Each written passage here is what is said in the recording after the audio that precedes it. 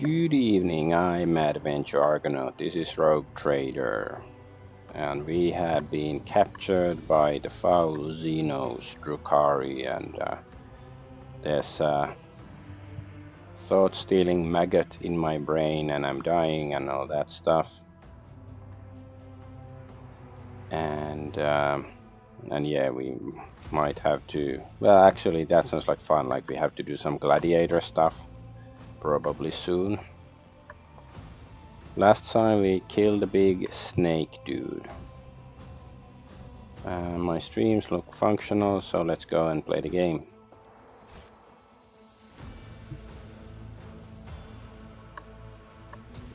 So yeah, we had to decide between killing some commissar. Okay, nobody likes commissars, so we still, at least LARPs as, loyal follower of the Emperor and stuff. So of course we're not gonna kill him and instead kill the foul Xenos. Xenomesh. Trophy lasgun. Okay, that is probably better than the basic lasgun she has. Yeah, that's like 1,000,000,000 times better. Ooh, and looks cool. Lock and load.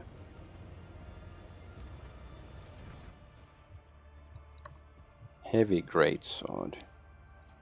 I don't know, what's this? Fine edged Hegatari blade. We can keep one. Oh, another trophy shotgun. Maybe a couple of heavy.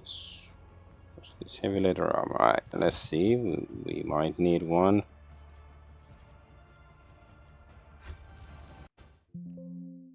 What happened?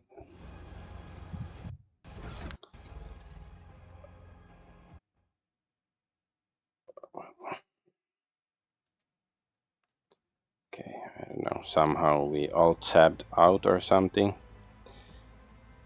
So what's the sword? Oh, this is a heavy great sword, so it's simply better than this one. All right,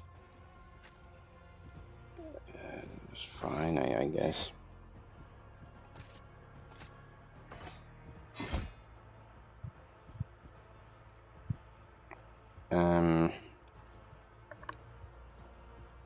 So what sort of jacket? Sure.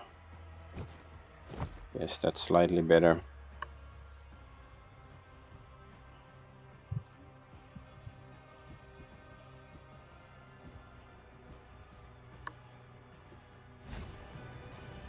We are bound by the blood of martyrs. Commissar. Ah, he's there. Do we still have the snake? Malice. What? Malice is badly wounded and unconscious, but his stubborn xenophysiology prevents him from expiring. Uh-huh. Okay. So is he gonna be still like a character? You know, which can revive him, take him prisoner, or turn him into a body or something? We can't talk to the commissar. Okay. And I guess we just go through the gate.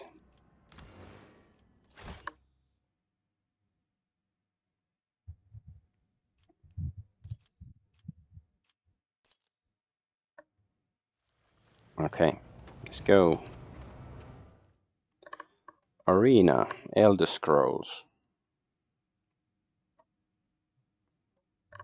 Maybe you've heard of that obscure RPG from the 90s. Like Elder Scrolls, nobody's ever heard of that, right? Except some like real nerds.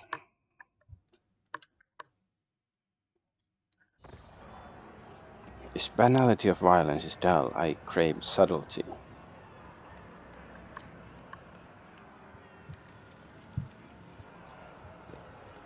Die gracefully. It has such tantalizing hints of despair.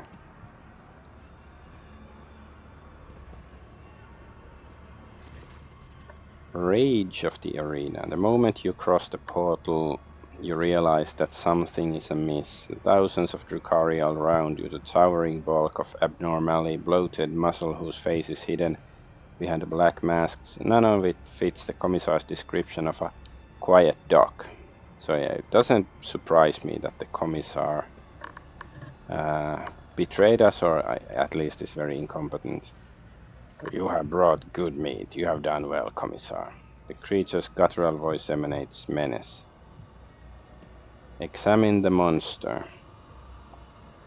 The Hulk's body is crisscrossed by thick, ugly scars as if someone stitched it together from different pieces.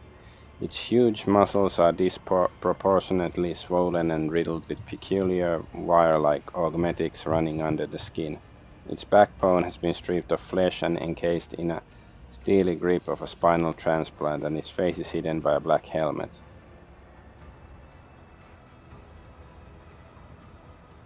The Commissar has turned out to be yet another traitor. I believe I'm starting to see how this game is played.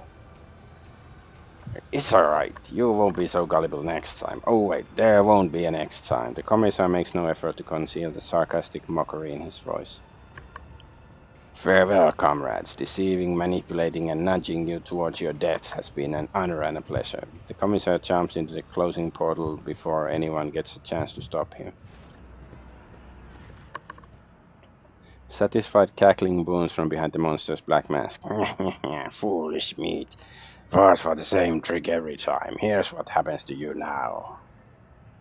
They are about to unleash fighters and beasts that will seek to eviscerate you, so try to survive until the end of the fight, meat. No one is expecting more from you. But should you kill something after all, do it painfully. Unless the master's craving for death agony say that they will release me into the arena, you will regret that, got it?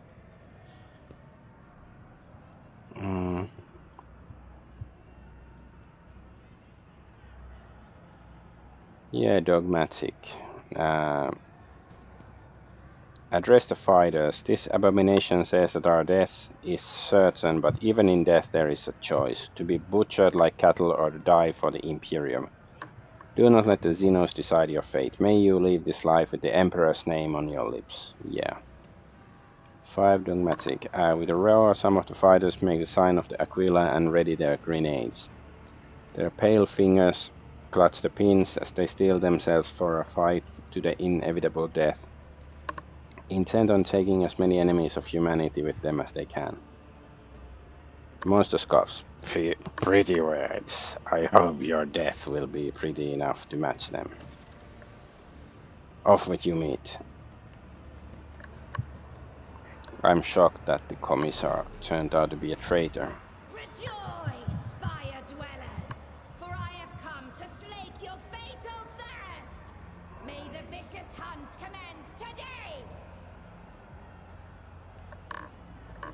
My wild hounds will enter the arena to taste the blood of its wretched challengers. Bathe your souls in their suffering. Make your guesses at whether the prey can overpower the predators. What are those ugly things? If you're looking for more refined entertainment, watch the ousted Draken of the Reaving Tempest fight for his life against the glorious champions of the arena, the blood-stained proselytes.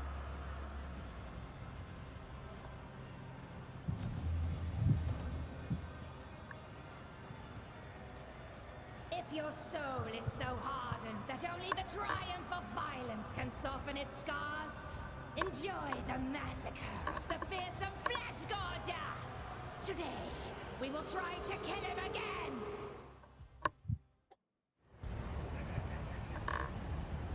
Okay, so who do we fight? Is it the monsters? So that's Flesh Gorger.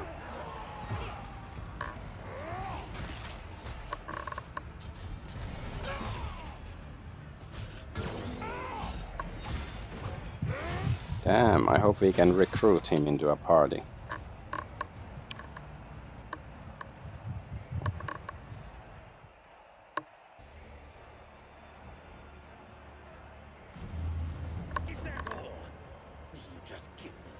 jesters. Don't be offended if I break your playthings, Kikeros.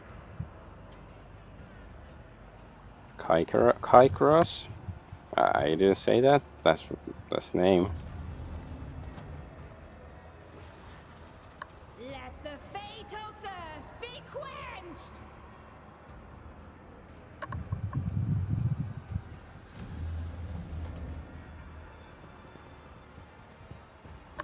All right.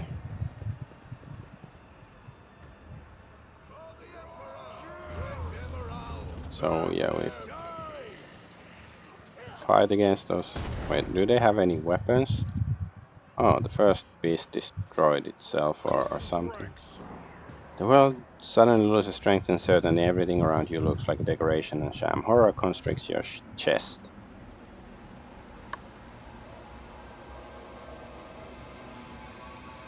The sounds join in a terrible loop of self-repetition, mixing with a grinding sound, becoming high and sharp like the teeth of a chainsaw and tearing at your eardrums.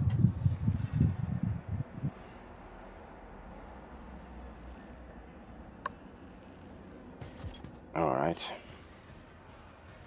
So we have these dudes helping us. Or I don't know, maybe they're more like the human shield.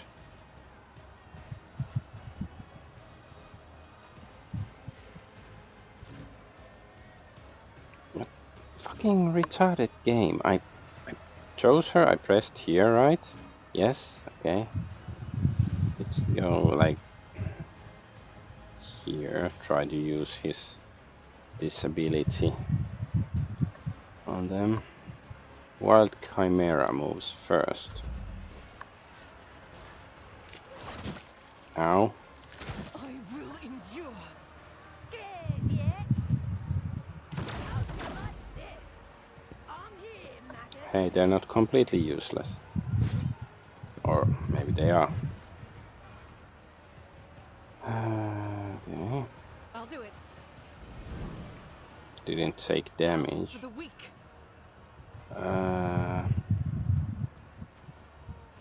I'm fine. Okay. As the Maybe I shouldn't have started with that, but at least it worked.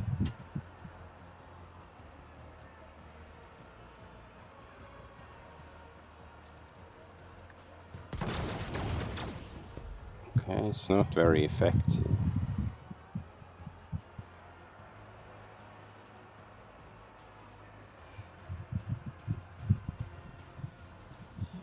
Maybe I should go hit it with the sword. Maybe that's actually more effective or something. Let's see. Yeah, that's pretty good hit at least. Sure. Time to slaughter someone. Okay, that did something. Oh yeah, it's gonna blow, I guess, when it dies, so we shouldn't be near it when that happens.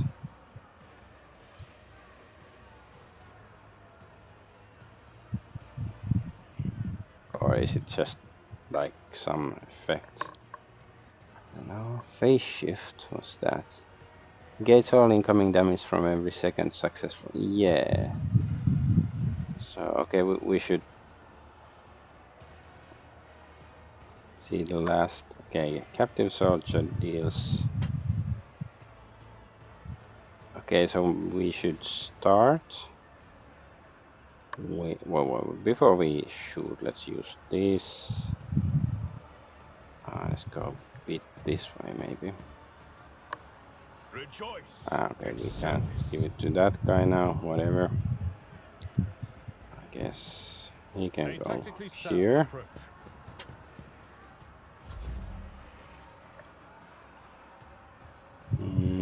Yeah, Argenta can stay there. So, let's see. Let's use claim the bounty. The Emperor commands. Yeah, it's 0, and now we can like do a proper shot. And so it shall be done. Yeah, it's good to actually check the abilities. I would be very pissed off and confused if I didn't know why suddenly my attacks do nothing at all. Let's mark it as target. Actions will speak louder than words. Rejoice in service. You still miss. You nincompoop. It will be done. Okay, well that's nice. Yes. Oh yes, yes. Now it negated that, so the basic attack should do some damage. What's this? Wait, we should use this thing, right? Reckless strike, Indeed. because it cannot hit back. At your back and forth. It will be done. At your beck and call. Victory is imminent.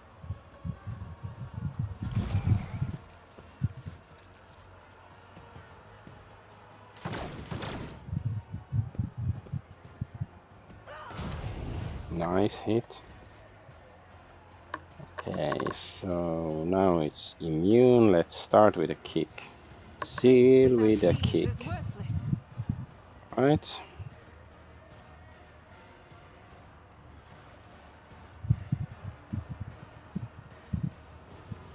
I'll do it. As the Emperor Like, commands, what is this? Following. Ah, we can.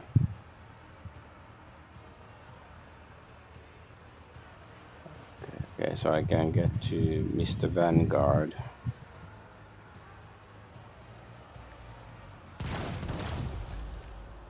Okay, not terrible.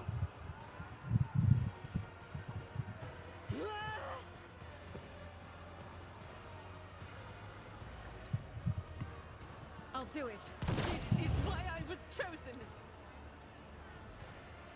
So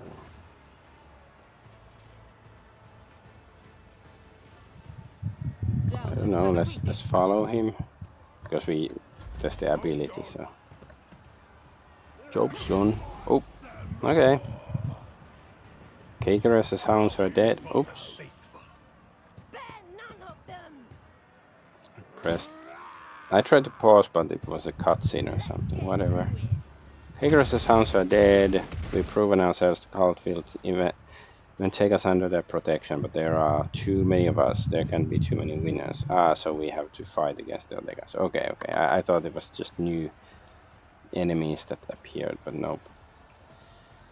Alright.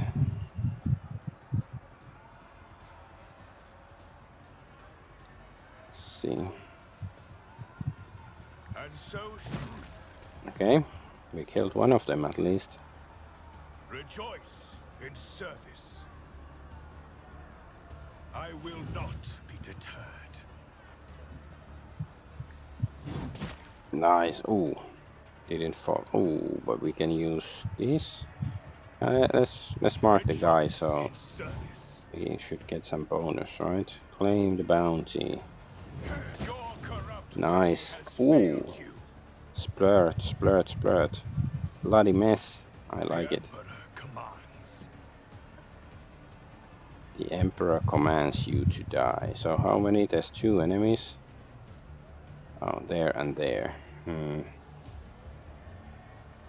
Wait, we can't shoot anymore. Fine. Then just entrench And here. so shall it be done.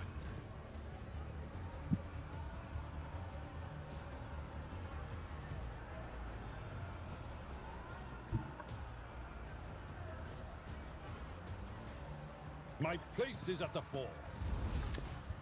I took care of Splat. this one. Oop, he's dead.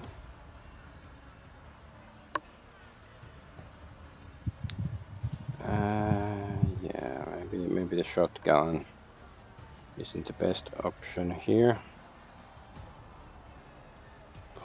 Okay, there's a chance we hit. Nope.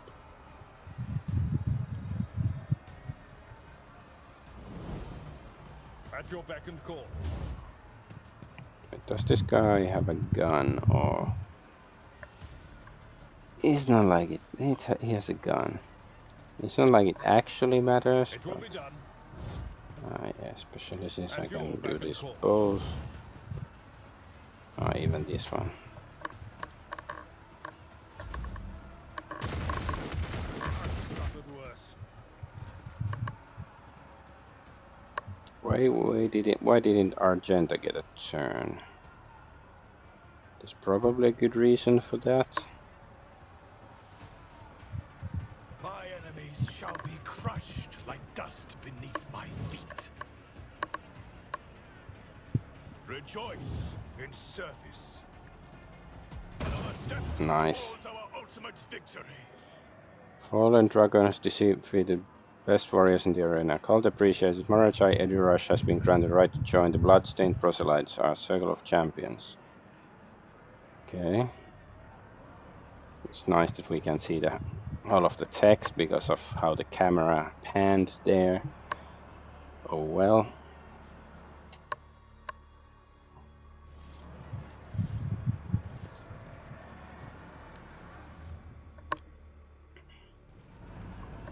Did any of you expect to see a monkey challenger survive a vicious hunt? Do you savor the sight of Flesh Scorcher devouring his mangled enemies? Is your fatal thirst quenched?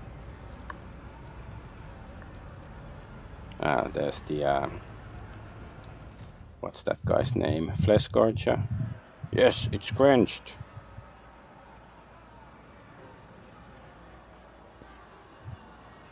Quenched, yes, it is quenched. Okay. Well, I guess we should be happy they're happy. I wonder if it actually matters, like, that, we have to kill them brutally enough to quench their thirst, or is it just, doesn't really matter as long as we win.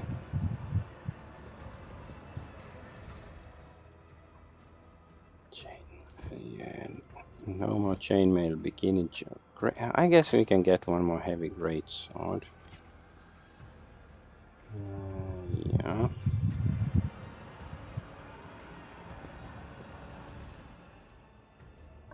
The Ripper. Solid projectiles. Okay.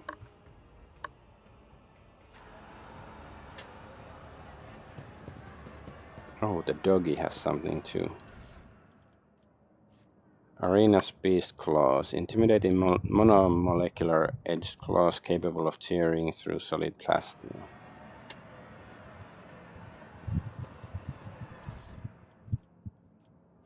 Oh, another Beast Claw. I guess we have enough swords. The Reaper and yeah.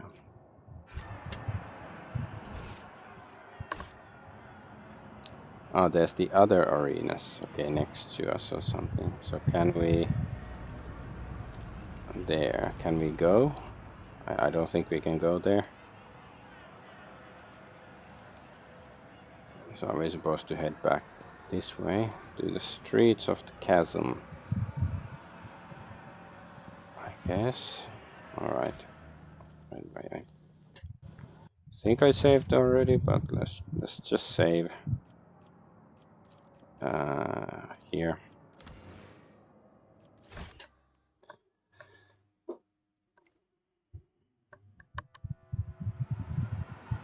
Yeah, now we get the Gladiator perk. Clearly. Unable to discern the bottom of the abyss out of which Komarag's spires rise. Small mercy for your sanity.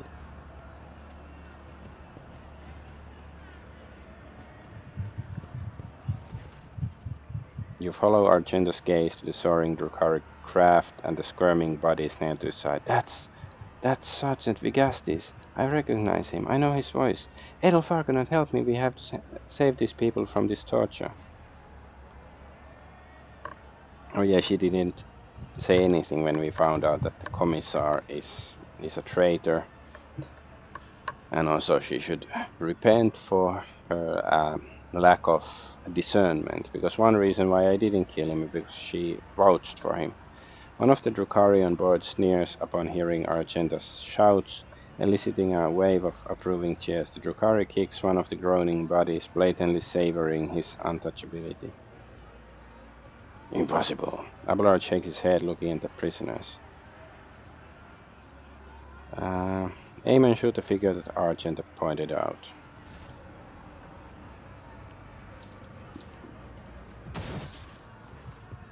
Success. A shot rings out and the figure pinned to the side of the ship flinches and steals. 16 experience.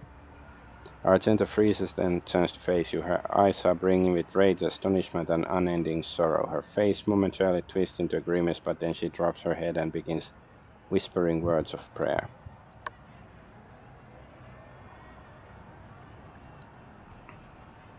Commissar, traitor. Ship is supposed to be waiting. Ship waiting. The prisoner appears dead until you notice his eyes, which are filled with pain following your every move. Begging you, finish me. So can we kill this? Know your duty. I guess we don't know these people's names, so we're not gonna kill them then. Like, nobody cares. They can suffer. Okay, remaining trophies. Long lance, I guess. Well, I don't think we need more crappy knives. Long lance, are they all the same? Do we have? Let's bring 2 of them with us. What's this? Auto pistol. More like auto shitstone. Because it's so shitty. Yeah, but it's good to start a stream with a victorious fight.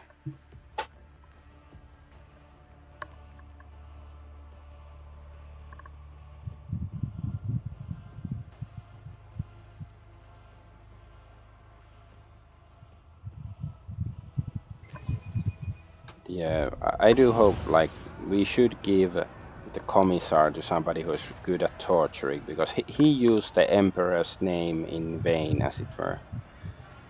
The stranger standing before you brings to mind a motley colored, long-limbed doll abandoned amid carnage and detritus. The bright colors of his sleek costume seem comical against the unremitting gloom and hostility of this place.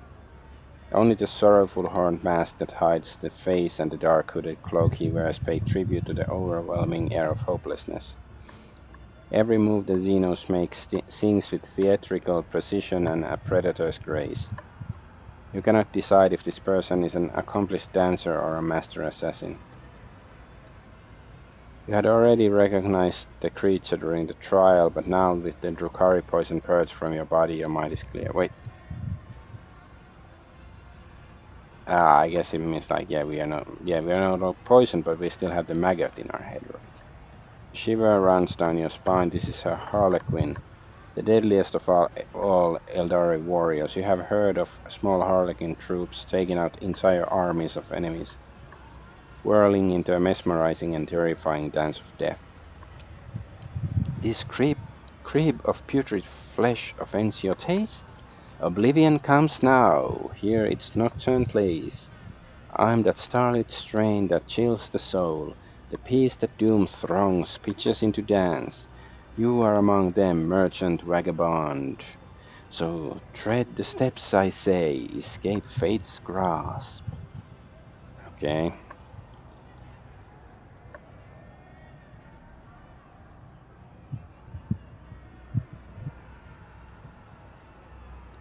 What is this dance you're so intent on drawing me into?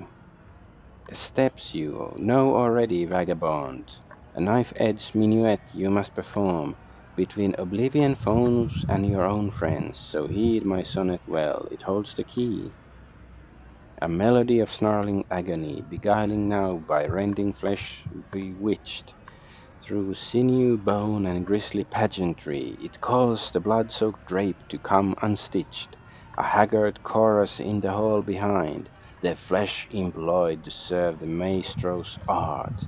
No prayer for mercy slips from throats confined. The baton sets the beat of every heart.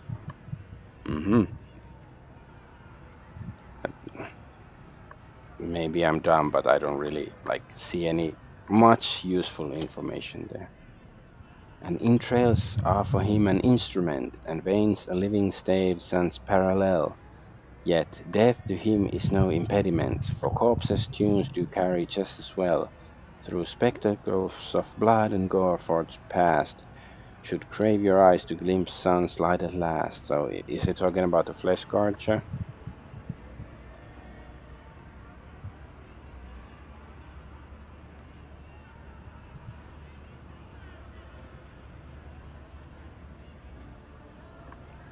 Iconoclast understands. Forget your riddles. Okay, sure. Because this moves us forward, I think. Everything is perfectly clear. There's a certain maestro of flesh who conducts experiments on the bodies of others. He has a laboratory that can only be accessed by fighting in the arena to draw his attention. With his assistance, I will be able to escape the chasm. Oh yes, and your name is Nocturne of Oblivion. Have I missed anything? The Xeno steals and looks at you intently. He is not accustomed to anyone so adroitly and quickly navigating his verbal labyrinths. That much is clear. At last you hear a low chuckle behind his mask, and the Xeno claps his hands slowly, saying only one word. Bravo! Iconoclast 9. An indigo ripple passes over the Xeno's body and dissipates like a bad dream. Okay.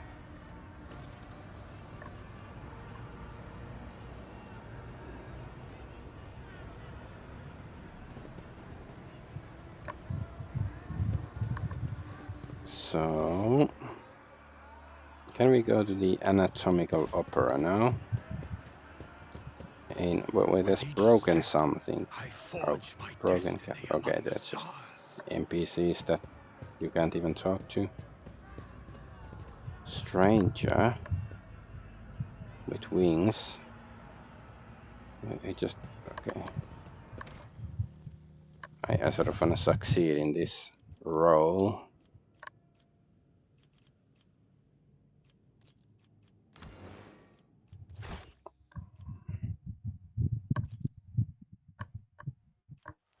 I shall repent.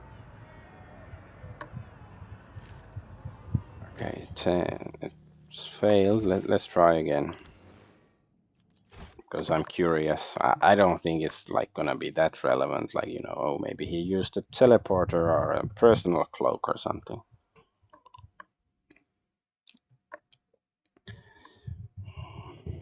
A cloak of manufacturum.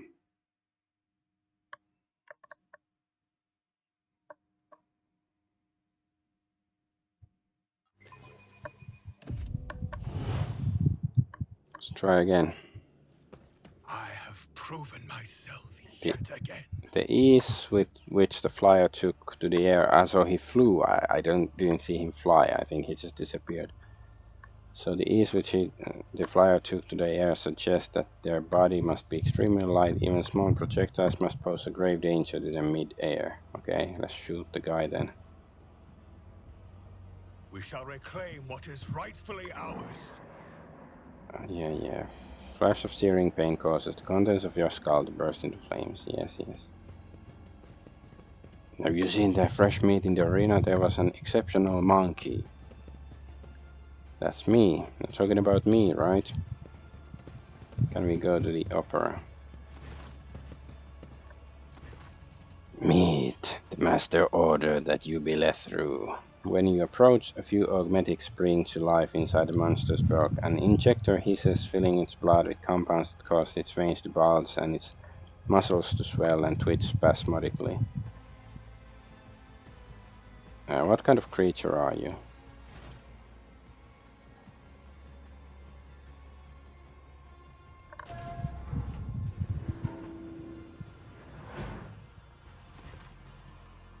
The monster snorts and puffs out its massive chest. I am an Acatist, servant of Master Tervantius, his meat driver.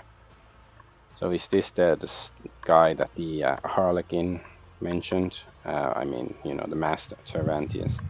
What is an Acatist? An augmented warrior is called a Rack because the homunculus invades his nature like a conqueror, wrecks the mundanity and creates perfection from whatever is left. An Acatist is the superior among the Racks as well as the strongest and the most frightening. What offenses earned you this hideous transformation?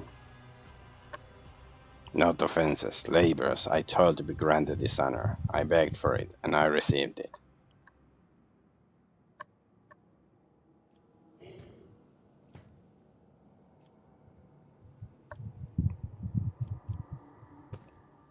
Perhaps it is the only way to survive in a frightening place like this, but you have my sympathy nevertheless.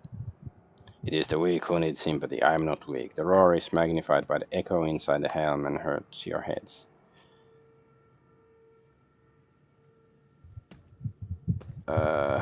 Smile. I'm just pulling your leg. The monster huffs strenuously. It seems to be perplexed by sophisticated nature of your social gambit. Okay, no more questions. I wish to pass. Master gave his permission. Hulk subtly moves over.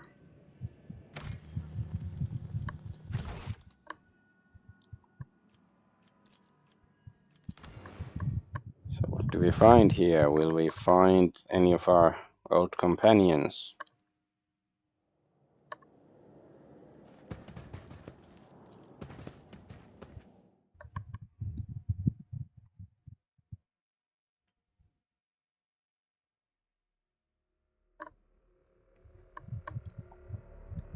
So what does the guy want from us? More flesh? Does he want to, I don't know, sample of our man juices or something?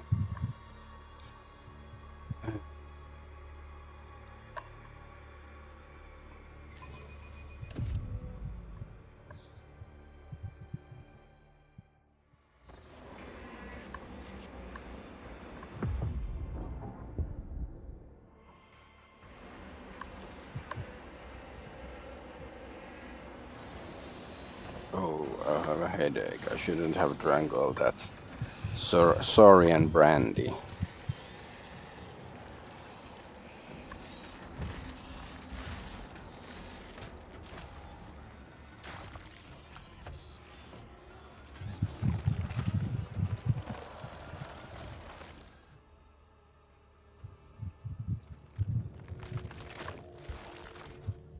Well, I just saved, so I guess I don't have to save again. Conrad Voigtweir? I guess this is, yeah, it's a hallucination. Let the faith guide my path to glory.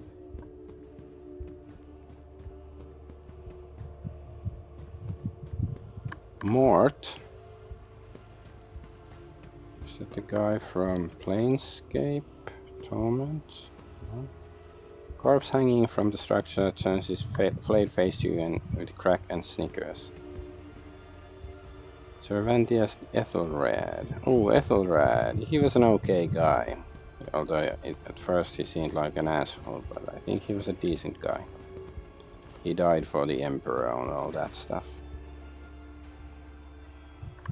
Okay, so it's like Herbert West Xenos form. Cervantes the Arch-Machinator. A creature in front of you is a patchwork of skin stuffed with darkness, corruption, and sharp objects. Staring at you with its scalpel eyes, it grumpily remarks, "Such disobedient specimen. You're still not dead. An anomaly." Its foul, corrupt thoughts reach out to you, groping at your face. Giggle at the amusing stranger. Sure, we are crazy. But I see you will soon become a very obedient specimen. Convulsive spasms, hysterical reactions. Come here. The creature pokes you in the chest, its triangular fingernail easily penetrating your skin. A strange sound throbs at the edge of your awareness, a sound similar to your own scream.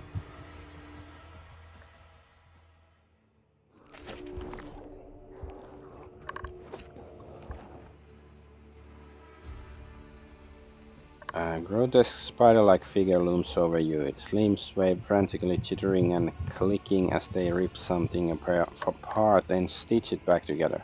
You realize its canvas is your flesh. The Xeno's gaze is indifferent and his low voice echoes through the room. The sample has been extracted. The specimen is alive. Body and mind expected to function within normal parameters, monkey. Examine the Xenos. There is something fundamentally wrong with the Xenos' silhouette and its twitchy, abrupt movements, and it sets your mind reeling in disgust. Each of its mechanical tool appendages seems designed to be as sickening and horrifying as possible.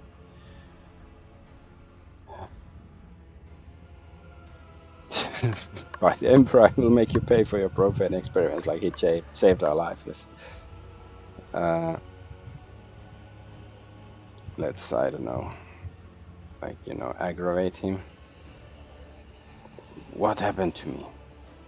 The control worm in your nervous system detected my proximity. It signaled it was dying by injecting a lethal dose of hallucinogenic euphoriants into your bloodstream.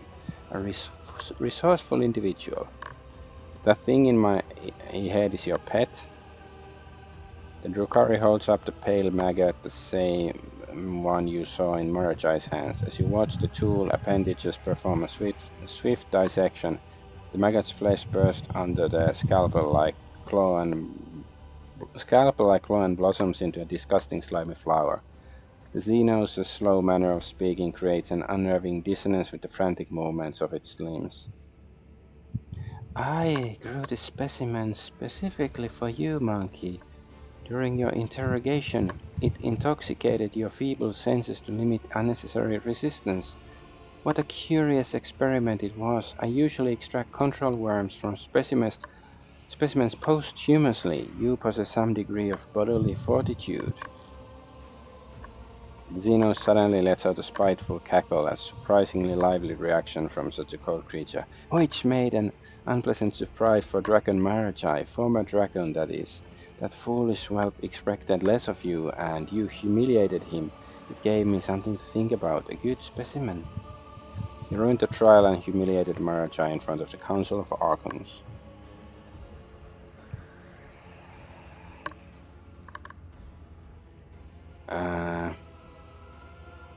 Glance at the dissected maggot. Do you eviscerate everything you lay your hands on? Evisceration is an aspect of my most respected art. His scalpel fingers scraped together with a hushed metallic shriek. Okay, Edward Scissorhands. You did a poor job training your pet if I was able to shake off its influence. With a gurgling sound, Xeno slowly yet steadily moves his sharp finger to your eye, closer and closer, almost touching, then stops with a sigh. Not now, perhaps later. I demand recompense for all the outrageous experiments you have subjected me to. Homunculus lets out a laugh of contempt. Recompense? You brazen scrap of flawed flesh.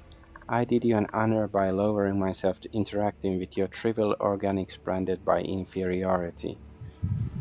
Okay, are you Cervantes? You are absolutely correct, specimen. I am Cervantes the Arch-Machinator, Homunculus, and the conductor of this place that staggers the imagination and soul. My anatomical opera. I offer you my gratitude for saving my life, yeah, sure. The concept of gratitude is unclear to me, but you will work off your debt. The Arabenian urged me to pay attention to your allegedly extremely gifted self, specimen. Let us see if you make a good tool. What exactly did this Arabenian tell you about me? The Xenos lets out a strange sound that almost resembles a scoff.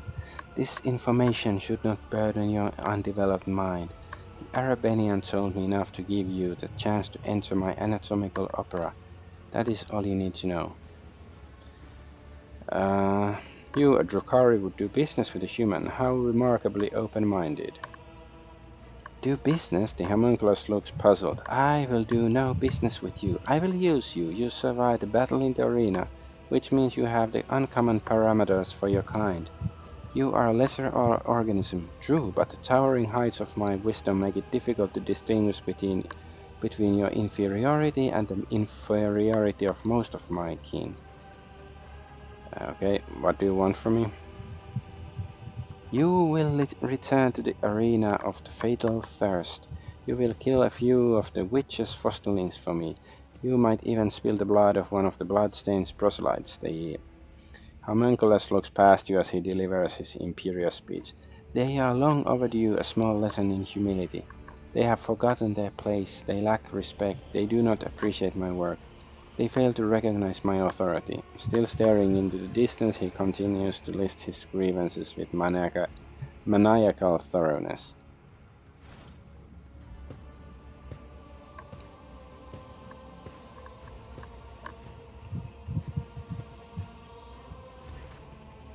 The homunculus makes a snapping sound. Here comes Abus and his fosterlings. The leader of the bloodstained proselytes has paid a visit to the anatomical opera. Take this opportunity to study them properly. They won't dare touch you here.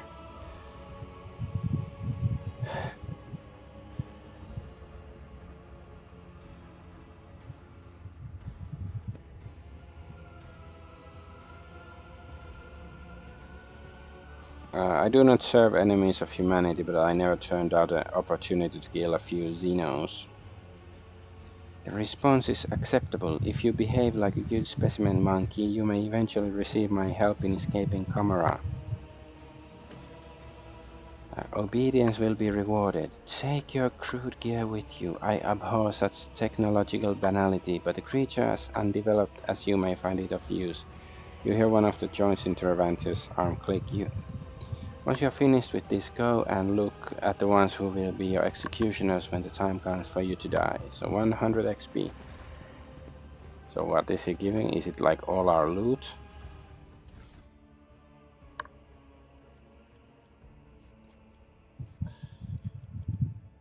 It's all our loot, apparently.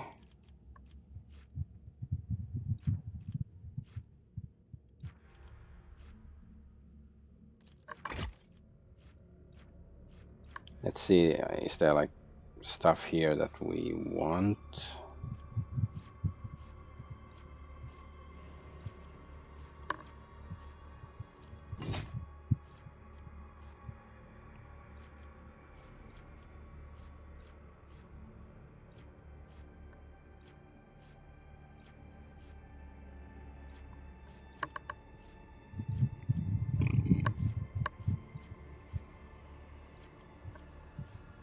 Bolt pistol, well, I guess so. If this is like even the extractors.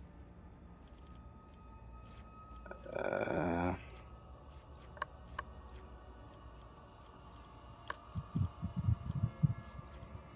guess, sure, fine.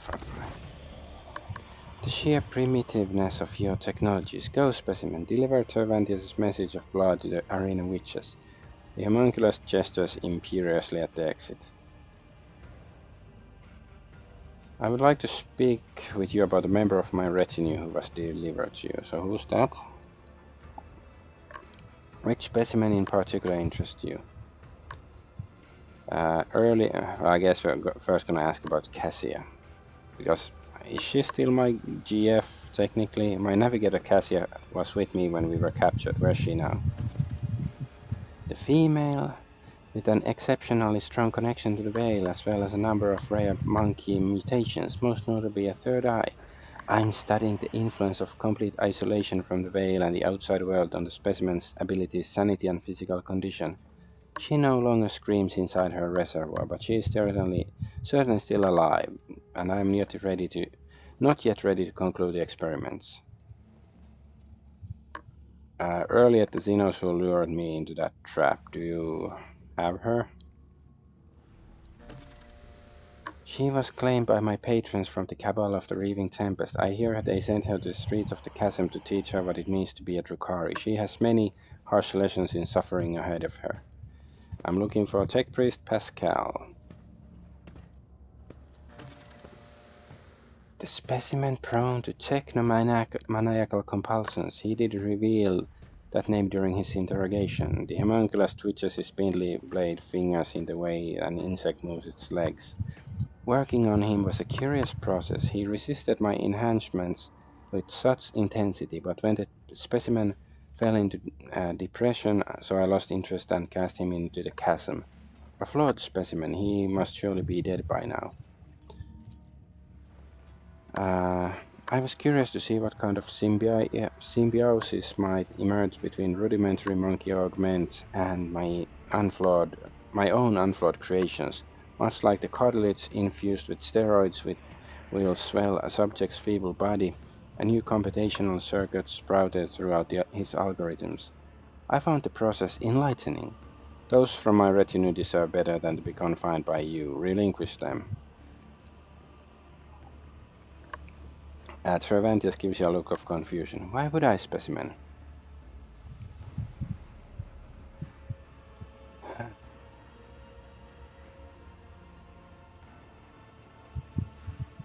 With a full escort, I would have better chances of succeeding and contributing to your plans. Then find yourselves other fighters. The chasm has enough prisoners, mercenaries, and gladiators. My specimens are not yours to waste.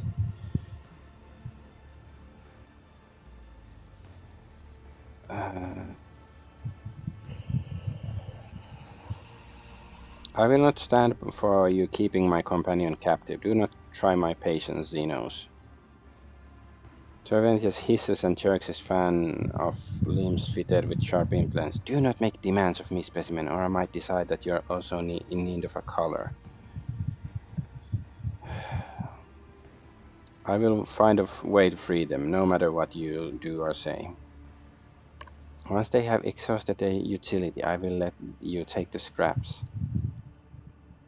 Do not waste my time, specimen. I wish to know more about you and your craft. I am not in the habit of conversing with specimens, but if it increases your motivation to serve, what is your craft? An absurd question befitting your small-minded kind. The homunculi are artists of anguish and the masters of flesh, the delvers into unexplored sources of pain, the greatest among their people. My head holds a brilliant intellect, my hands command the power over life and death. My body is the pinnacle of surgical discipline. Our minds hold the knowledge of hundreds of generations. Are you aware of the beautiful variety of essences that can be extracted from the psychic energy of a dying sentient creature, of the ways, shades of torment and methods of termination alter an essence's properties? This is the great alchemy of death and transformation. I smile obsequiously. Until this day I could only dream of meeting such a wise and enlightened being. Success. The homunculus limbs react with excited clatter of blades. I have few equals in Comora. My knowledge is vast and it goes beyond the mysteries of flesh and essences. I have observed many disjunctions where the destructive energies of the unreal erupted here in the webway. I have studied devastating force and learned to harness it.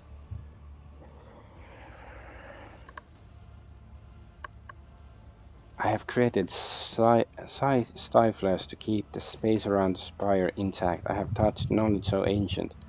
Cervantes abruptly ends his speech, casts a suspicious look at you, and then snaps. It's not necessary for you to know this specimen. Am I to understand that the most fearsome Drukhari warriors are created by artisans such as you? The Ktonos. Okay. Without a doubt, even the most skilled witches and mighty Cabalites are outstripped by the pure destructiveness of our genius. Yet I long ago rose above the building of commonplace battle beasts. The monstrosities I create are unique. My last specimen, the Ktonos, surpassed every trifle ever made by my rivals. I fed it elite warriors until it escaped and hid in the mangled sector. I would have caught it, but then a new idea drew my attention. At present I'm working on a grotesque of previously unknown power, built from most exquisite and exotic body parts from strong fighter specimen. Should you ever see the corpse of a fine warrior or a mighty creature lying at your feet, cut out the best part and bring it to me. Ah, we have some parts, so can we bring him that stuff? I shall find you some interesting samples. Good specimen, your cooperation will be rewarded. Why did I survive the interrogation to which Marachai brought me? Your body was given to me for disposal. I was thrown into the cesspit. The homunculus's voice grows thoughtful. It is an anomaly that the specimen did not die. I must consider fitting the disposal chute with a shredding mechanism. Let's stop here. Let's see. I require your aid, homunculus. What sort of aid? I don't even know. Cervantes arches his eyebrow. You forget yourself, specimen. Go and serve my will, and should I ever decide to show you favor, I will do so at the time of my choosing.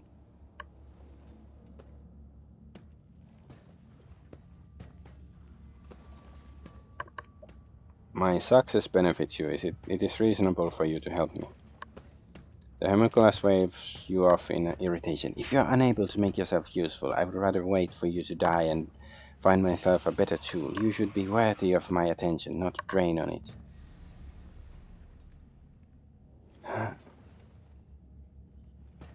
Is there anything I can offer to repay a being of such brilliance for the attention he may graciously grant me?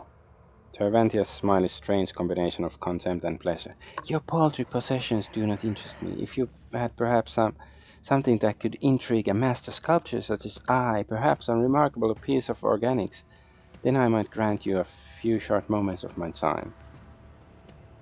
I found some materials. Are they suitable for your new monster? Homunculus digs through the chunk of flesh with enthusiasm, a hungry vulture. Finally he snaps. Good materials, good specimen. Bring me more. So, arena based claws, chameleon, skin, betrayal, electrograph. Okay. So, Master Cervantes, I require a moment of your precious time and I'm willing to pay for it.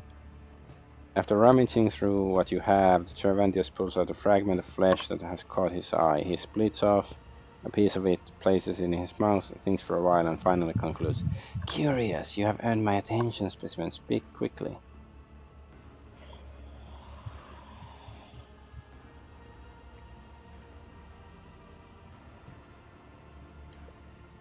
I met a monster in the mangled sector, a creature that can steal years from its victims' lives and mutilate their bodies. Are you able to heal that?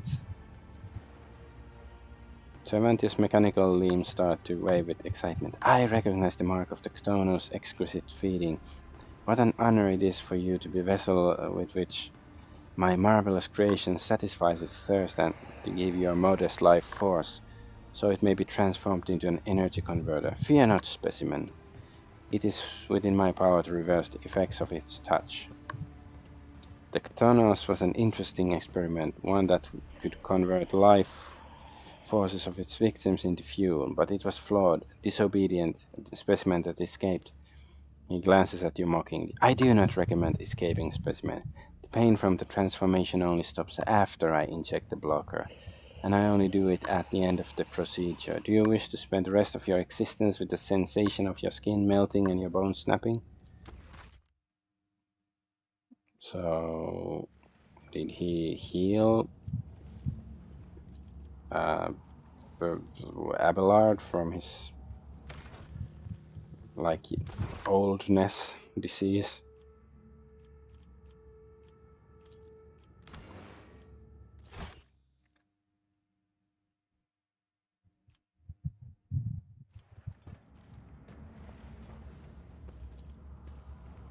You vividly remember lying in this table watching mechanical pincers tear through your flesh. Careful, I'm carrying a sample of puppet plague. It is best if it stays in the flask. Let us walk this path When the to the faithful end. are idle, heresy Okay, grows.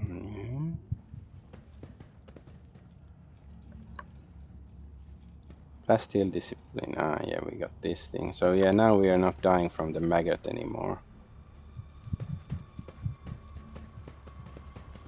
I guess he's probably healed. What's this? The chute sends spent materials to the corpse dump. Materials such as you. Alright. We are bound by the blood of martyrs. What's this? Marajai? Can we talk to him?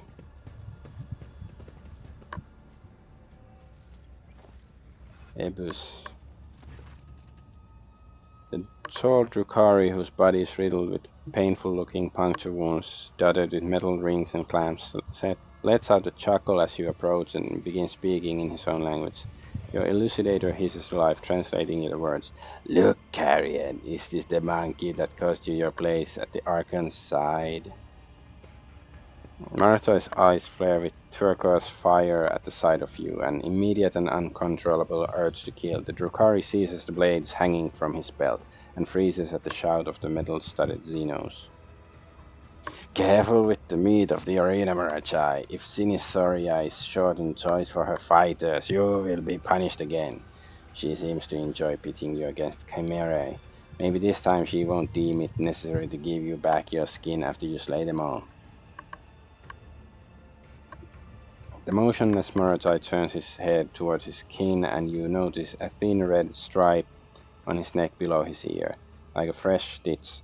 Shaking with barely contained rage, the former dragon stares at you with dark eyes.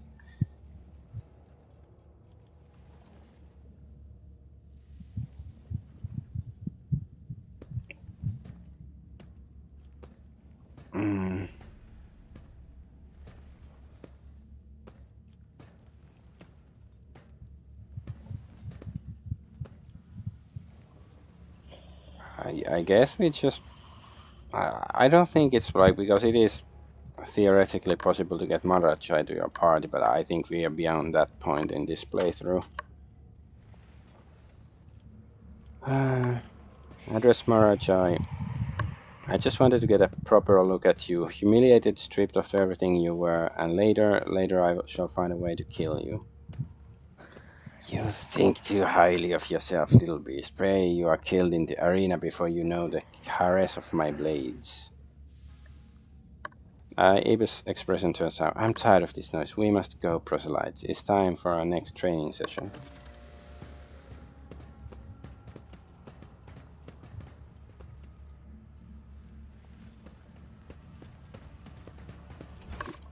So who's this? Ulfar.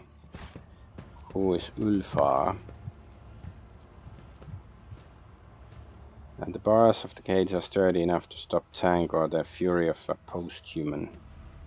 Is this the flesh gorger, flesh tearer, whatever? Oh, to see them cut down.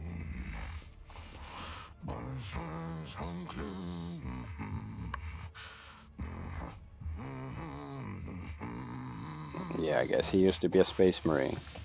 Singing softly under his breath, a man of enormous proportions is intently stripping raw meat from bone with his teeth. His unwashed red hair is falling into his face.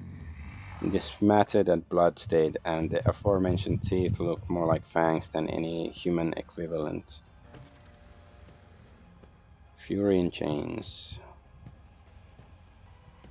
Convincing him to join the squad would be... Okay, so maybe we can get him to join. A less knowledgeable person might not recognize this giant humanoid, but you are well aware this is a space marine, an angel of the Emperor.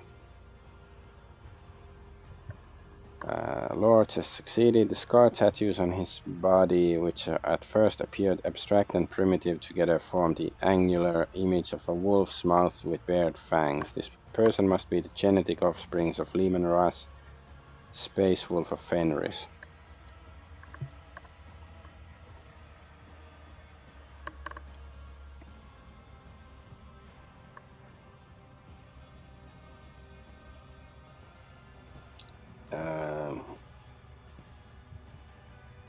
Kneel before him. Hail, I don't know. Let's glory to the Emperor. For us and the All-Father. To your surprise, he manages to pronounce the phrase clearly and solemnly, even with a mouthful of raw meat. Picking a piece of meat from between his teeth, the warrior resumes his murmured singing. Between the lines of his song, he tosses out, "What do you want?" Study the man.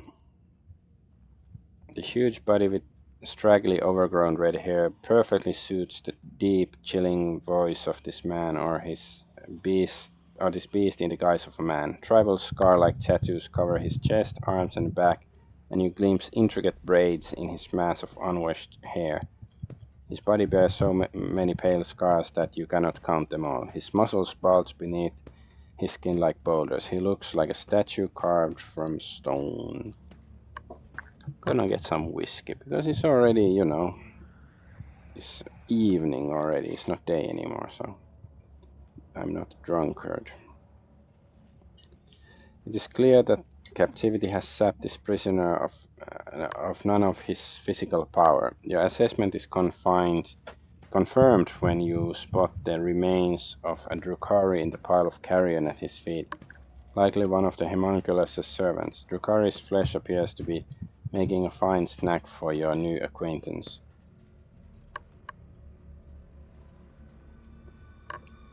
Listen closely to the song the prisoner is singing to himself.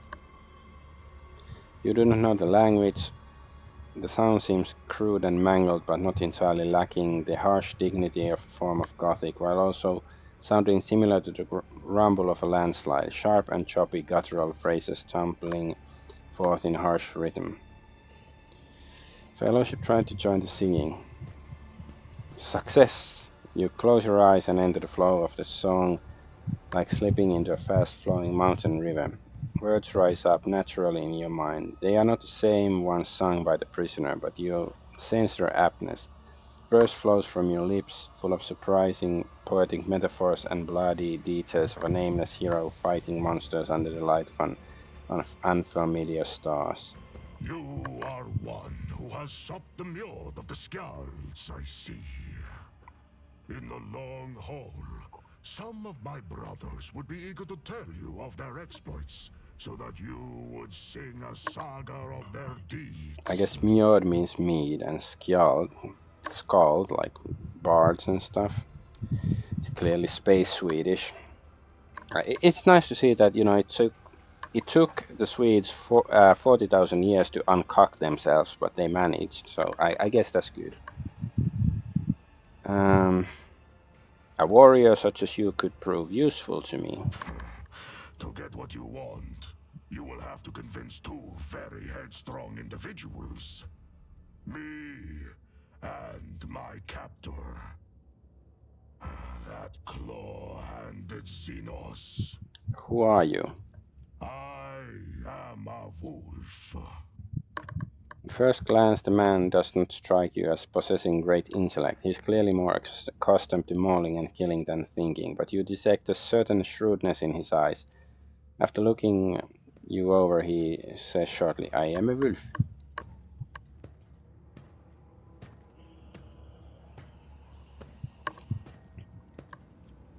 How did you come to be here? My pack answered the Inquisition's call and came to the Coronis Expanse. There was a battle, and then the young wolves yearning to be meat for their brotherlings.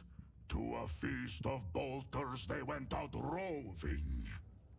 Though they were but few, one long fang with them went loping. Not to see them cut down by scythes unclean. The pups he sent scattering, and there stood alone the paths guarding. For a foe he long spied, one worthy among unworthy. The song of swords singing, they clashed with clamor and skill, until stood the old wolf upon the bones. Then, by the birds of battle, was he brought down. There's so many songs and poems in this place, like the Harlequin and now this guy. Was that clear enough? This saga sounds less interesting in prose. I wish to know more about your brothers. That butcher sent you to spy for him, did he? Or do they know nothing of the Emperor's angels, the space wolves of Fenris, or the great Lehman Russ in your corner of the galaxy? Why does the homunculus keep you in a cage? For his own safety. When I am not busy killing inhuman spawn in the arena, the Xenos fear my will.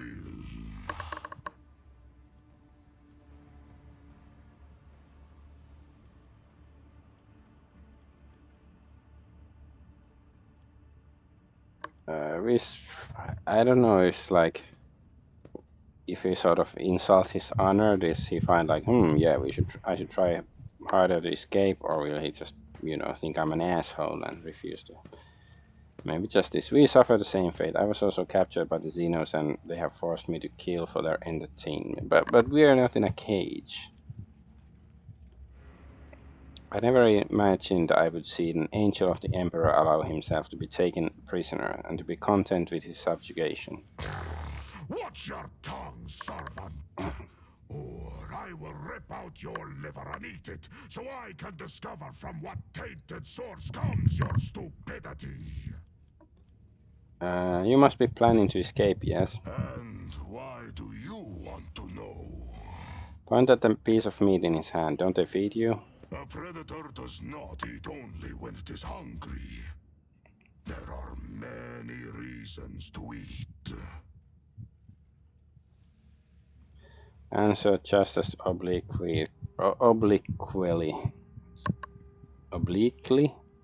I guess. There must have been a reason for this bloody repast. For a moment, the vicious grin loses some of its sincerity, and the bloodthirsty prisoner casts his intense, scrutinizing look at your face as if trying to read your thoughts. Can we? For his own safety. When I am not busy that butcher sent you to spy for him, did he? Or do they know nothing of the Emperor's angels? That's...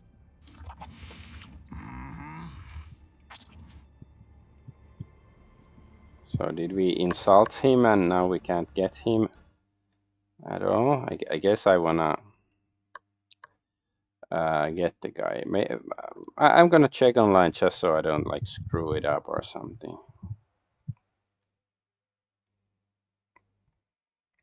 What's the guy's name? Ulfar?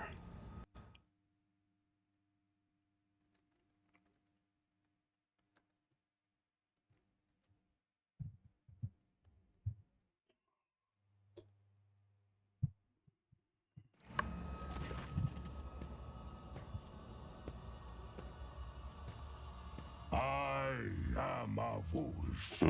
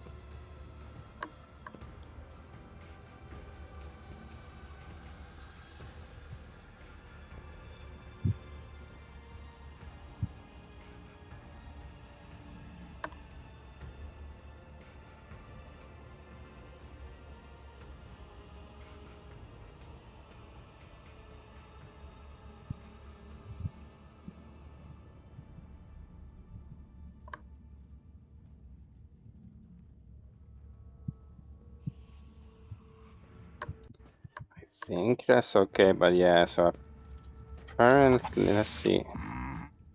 Do we still have like those flesh parts to give to Cervantes?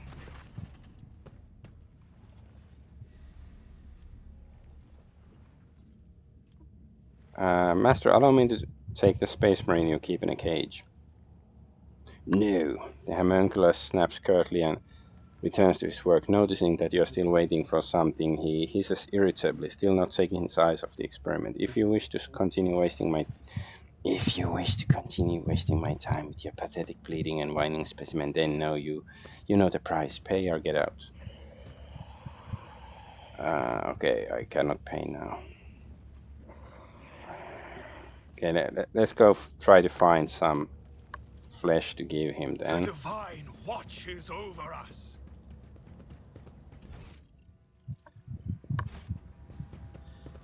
Let's go get some stuff.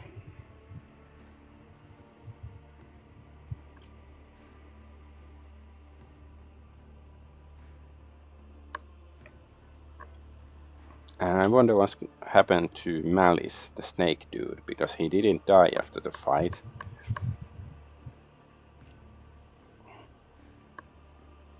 Can we like make sure he dies or recruit him to our party or something? I don't think we can recruit him anymore because he probably is not happy with us. Argonaut sector. The pit. Yes, that's where we should be going.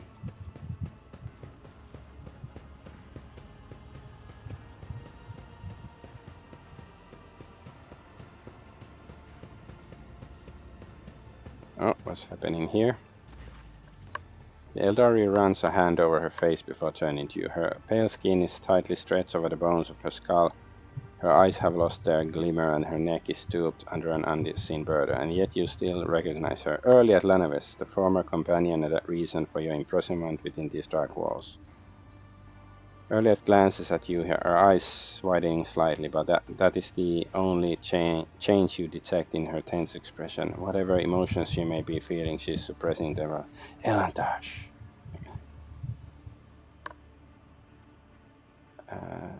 We could just kill her. Earliet, you're alive. Earliet looks at you in disbelief. Your voice, do I hear semblance of jubilation? But how can that be, Elantash? Because of me, you... Cutthroat Drukhari, one of the Xenos who were watching earlier torture the silent victim, steps forward. The monkey came for a taste of pain. Then you must have patience. Our little guest still has so much suffering to extract from her first victim. Your prey is far from empty. Earliet, do not hold back. Earliet grips the blade in her hand and immediately winces. Her spirit stone is emanating a red glow. She touches it with an expression of anguish. The suffering overwhelms me. No more. I cannot bear it any longer.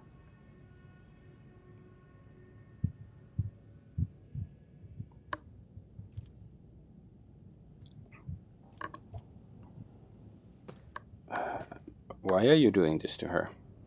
I guess you know we should get a little bit of exposition. Our little guest is learning the art she and her kin lost aeons ago. The Drukhari gloats in a cloying tone of voice. The art of delight unhampered by meaningless taboos, the art of extracting rapture from another's flesh against the will of its owner, the art of walking the path of the Drukhari. Isn't that right, my lost Assyriani?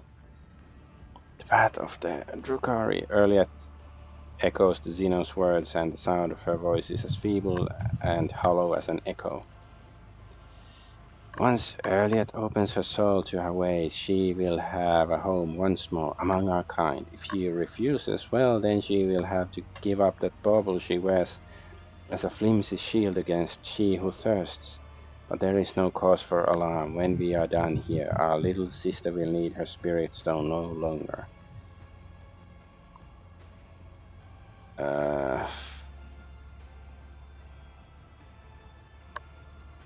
Earliet is mine, hands off. Kill the Drukhari.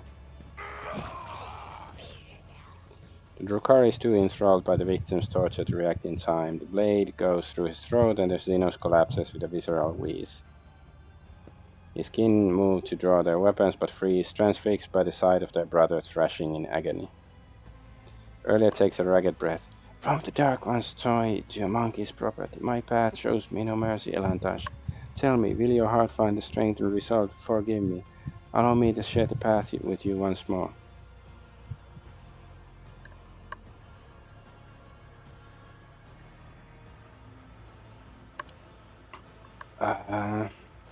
We will yet have a word about your deeds. Now, however, it is time to leave. Earlier notes warily. You are right. Explanations and understanding are now ours to pursue. And yet your willingness to take me back astounds me, Elantash, and it frightens me in equal parts. Azurayan, heed my word. I will not fail your faith in me again. The spirit stone in her breast flashes and slowly dims. And now let us walk away from the nightmares that sink their stings into the darkness recesses of my ravaged soul. Okay, that was surprisingly easy. Guess I don't know which armor. Is that good? Let's see, let's take it. I don't know if I have that. Oh yeah, I should equip other. Wait, she actually has her weapons back. Oh, okay. So she has all the stuff she had previously. Does she have the, so she cannot, no, that's not Drukhari. So she doesn't have Drukhari proficiency just yet.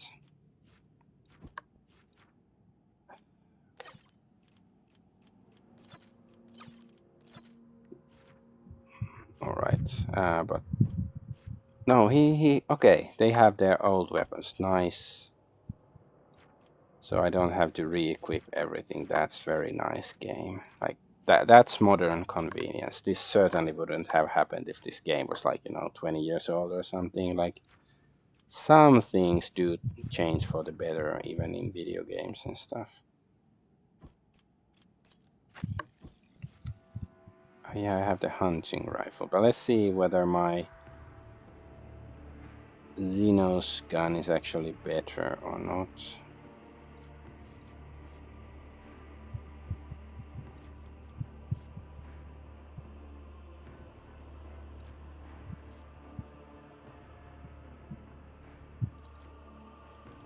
Is this better than the other thingy?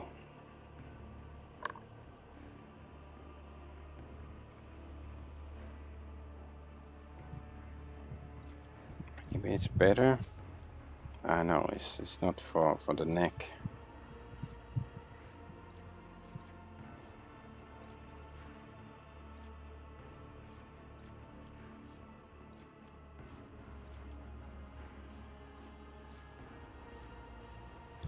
So many different kinds of crap here. Oh, we don't have any boots right now. All right, let's see. What sort of boots do we want?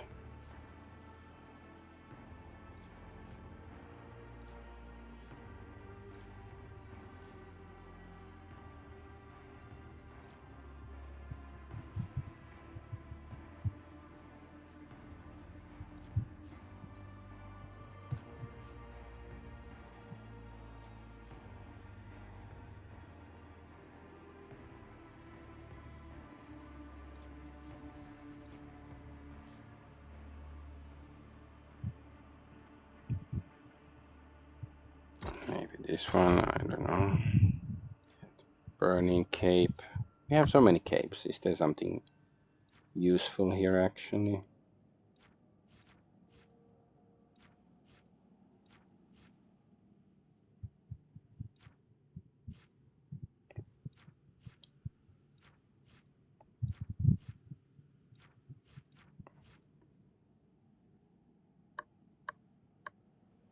Area attacks, no.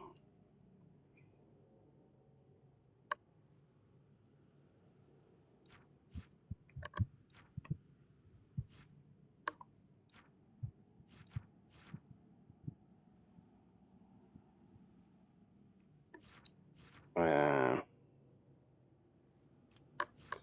guess all of this is fine, and yeah, but I'm still supposed to check the gun. So where are the sniper rifles? Eldari long rifle. No, this is worse. Sort of wondrous potent.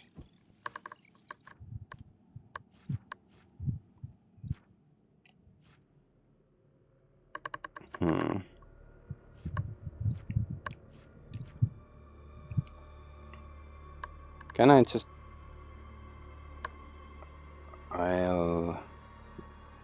Eldari? No. We cannot like search by the attributes. What's this? What did that do? That did do.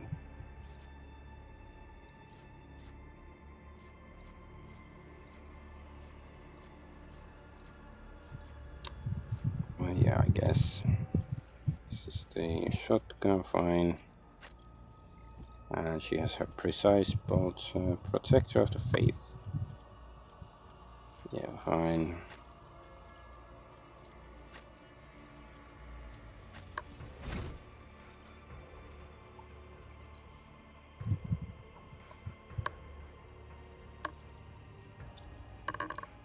Wait, she has Drukhari equipment. Wait. Okay, let's go back a bit. We should have some Drukhari poison rifle or something. Can she use that?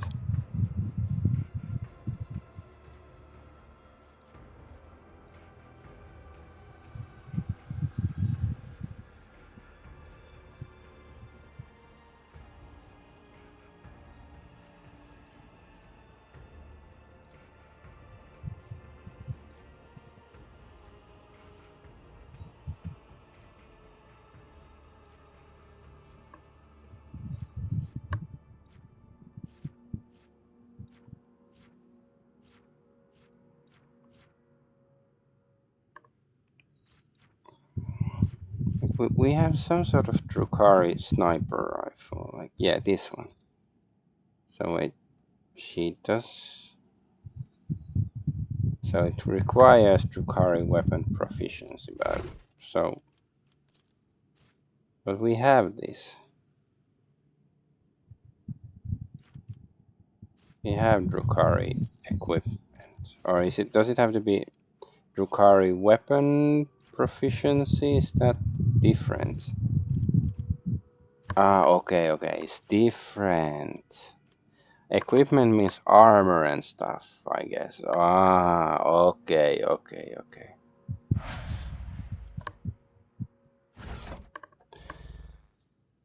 So let's see. Let's give her this.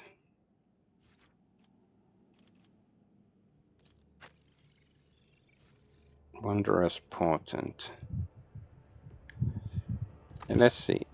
We can take that. Then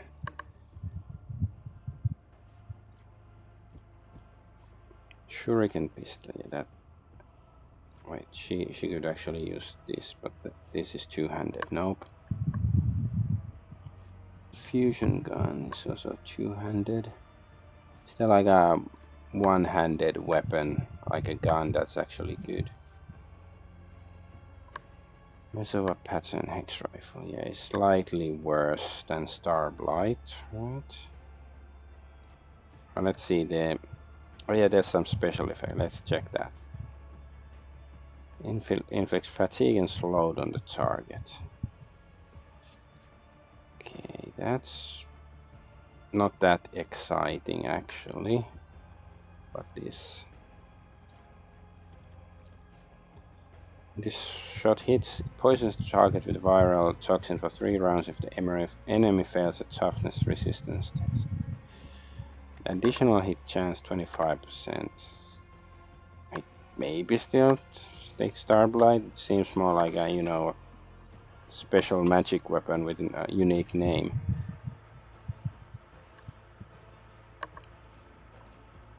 Yeah, I don't think there's really a better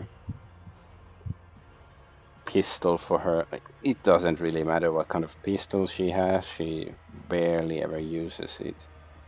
But okay, now that she has the poison gun, then we should. The cloak wasn't. Yeah, it's like the retribution stuff is not very exciting. There's the tank.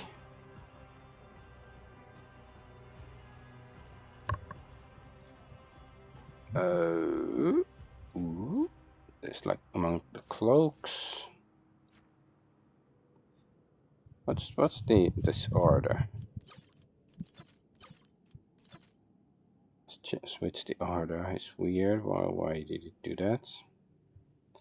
Okay, this one increases toxin burning and stuff. And I think there was some other poison stuff too. Was it gloves or something else?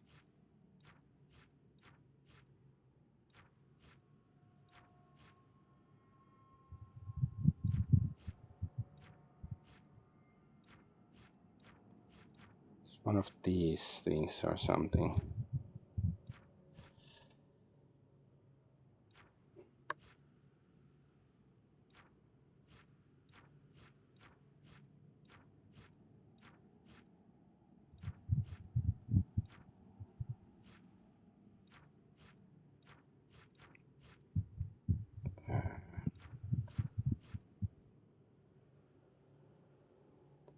This versatility stuff. Let's get distracted because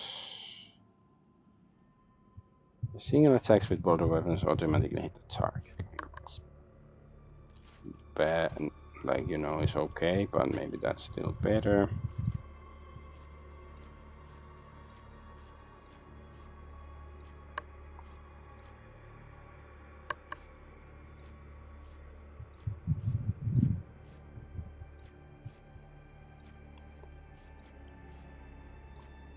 I'm pretty sure there was some sort of equipment that like this thing, but like for another slot.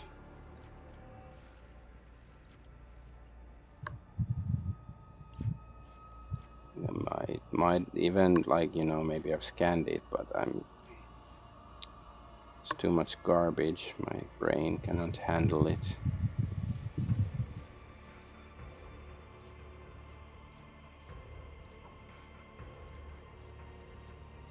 What does she have? She has something. Deadeye shot. Bonus to awareness. What is her awareness? It's 120.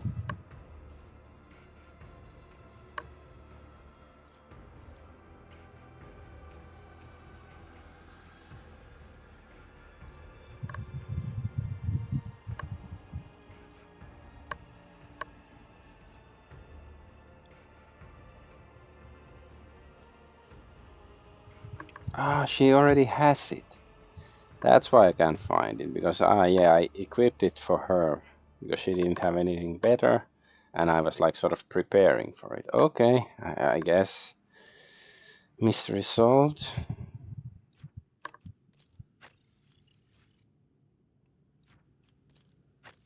Yeah, fine. All right, all right.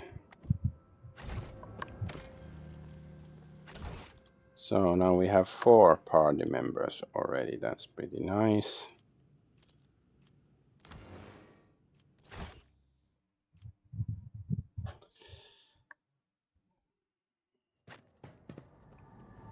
And we were going to check on the snake man. There are still lots of shriekers here. Hey, can we loot this? Oh, we can. Hey, you. Don't. I'm gonna loot the guy.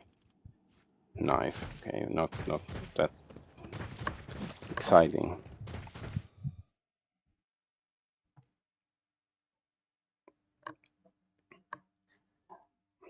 Yeah, we are so influenced by Xeno's technology. We're just using Xeno sniper rifles.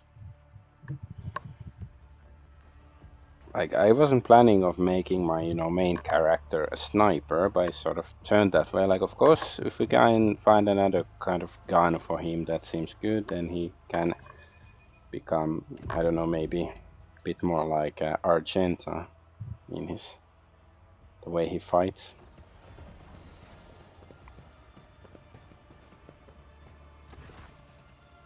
My brothers and sisters, it's time for you to meet our greatest ally.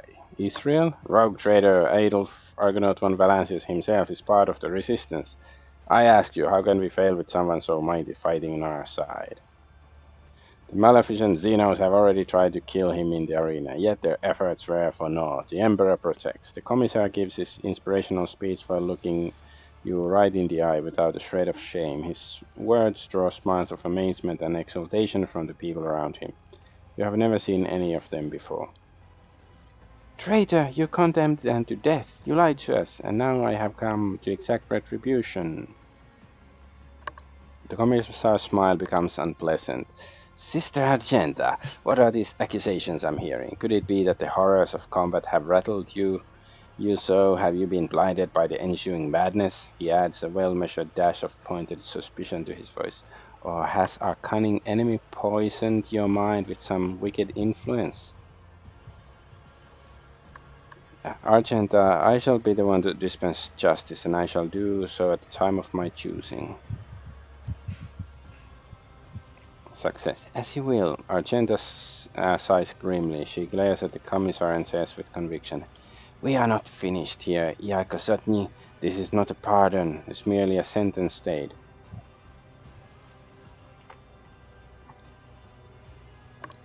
Nod at Malice. Was it not our intention to kill him? The Viper is surprisingly hard to kill. He's chock full of life support augmetics. I figured a new pet would be nice bonus to claiming victory and having the den back. Besides, new recruits need a target to practice their aim on, right?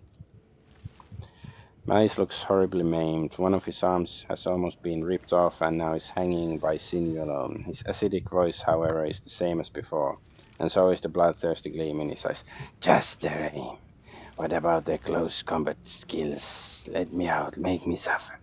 Beat me against 3 of yours, 5 of yours. Unarmed, good entertainment for your people, is it not?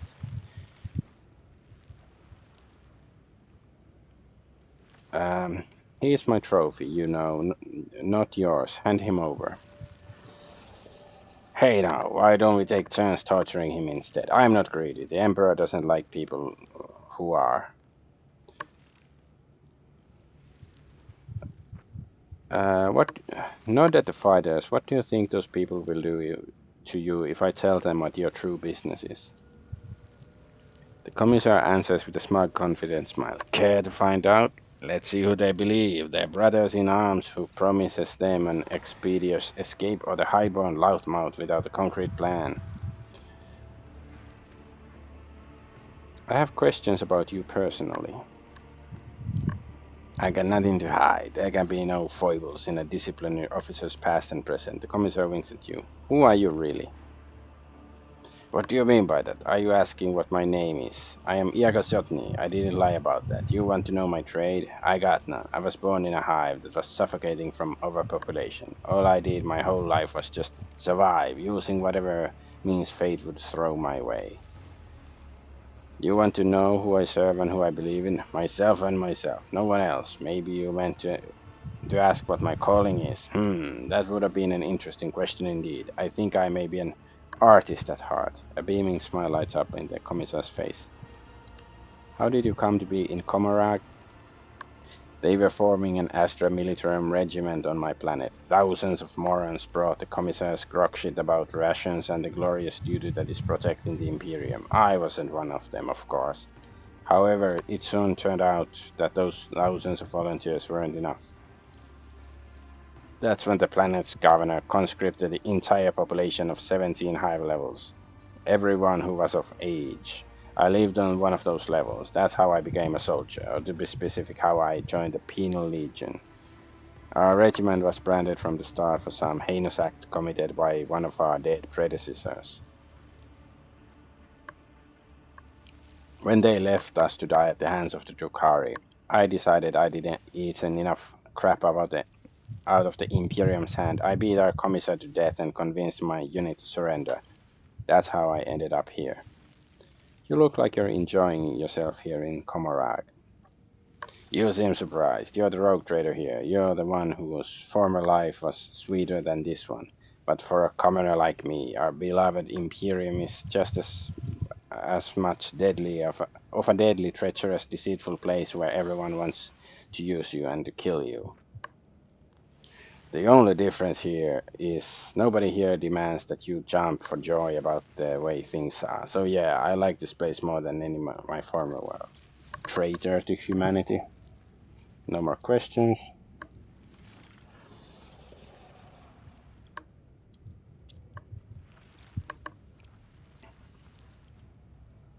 Dogmatic voter. Okay, let's see what this does. You may be a fake, but you have makings of true leader. People follow you, and as hollow as your promises are, the courage that you inspire is real. The Imperium needs people like you.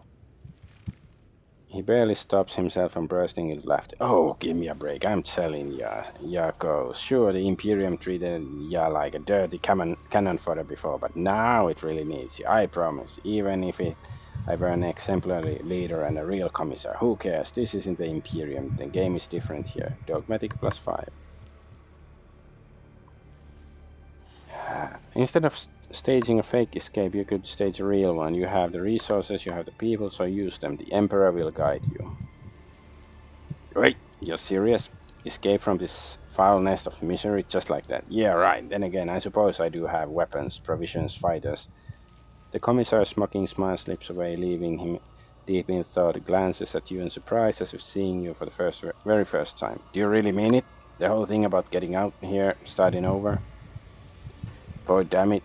Now I can't get it out of my head. I'll think about what you said. I need to come up with an escape plan, a real plan. You feel as if he has undergone some indescribable change, as if now you're looking not at a lying fraud, but a true hero of the Imperium. Okay, let's see if that works out. The Emperor protects comrade. The commissar expertly hides his derisive smile under a grimace of lofty pride. Oh, Malice is there in the cage. The slith may have been gravely maimed, but his gaze remains proud, piercing, and malicious.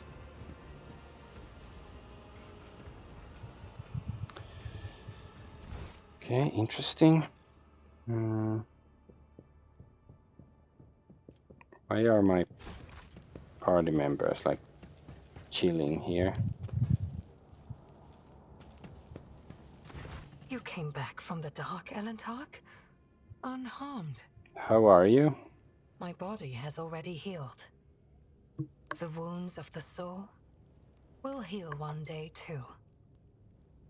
For suffering is a part of our life, not unlike love and fear and the desire to learn. The paths help the children of Asurion to endure any spiritual upheaval.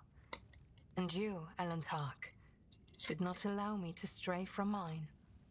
For this, I am grateful. And yet, neither rest nor our reconciliation can soothe the savage turmoil in my soul. Kruderak is lost. We are trapped.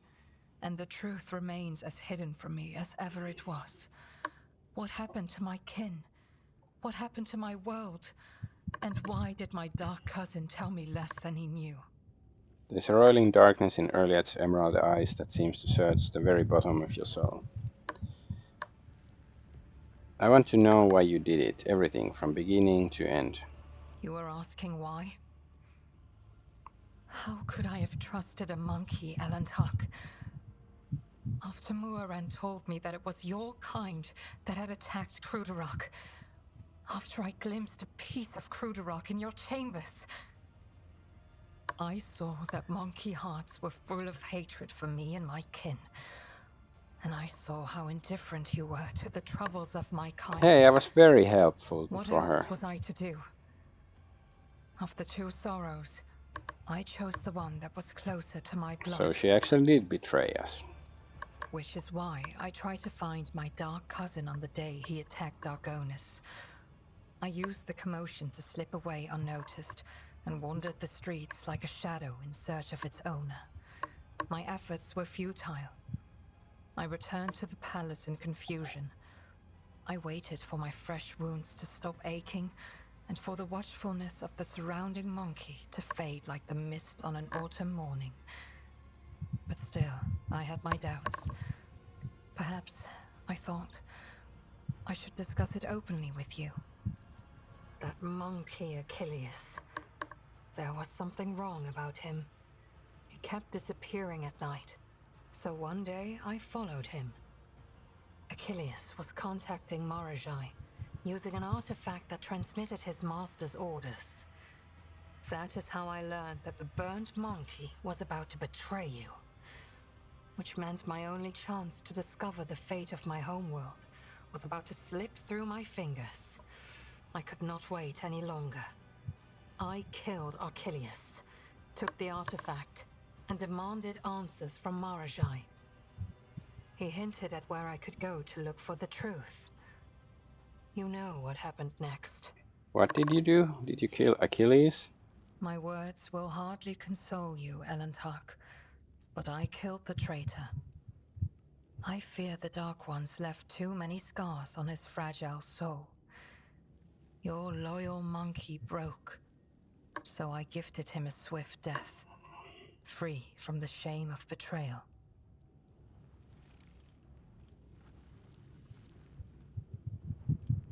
I do not presume to know what he was about to do. I know. Believe me, I know. We went through all that and you didn't even learn anything. Alas, my cousin fell out of favor with the Archon. But even so, I doubt Marajai would reveal the truth. At least not before his dark soul was suffused with my suffering. I do not know if I can trust you again. Nor I you. To repair the fragile shards of what was, one must plunge into the deep waters of fear. One must walk the paths of doubt and extinguish the raging fire of resentment. Are we strong enough for this? Well, you made the first step toward me, Owlcat. I will reciprocate by making the second. She sounds a bit like a dumb bitch, actually.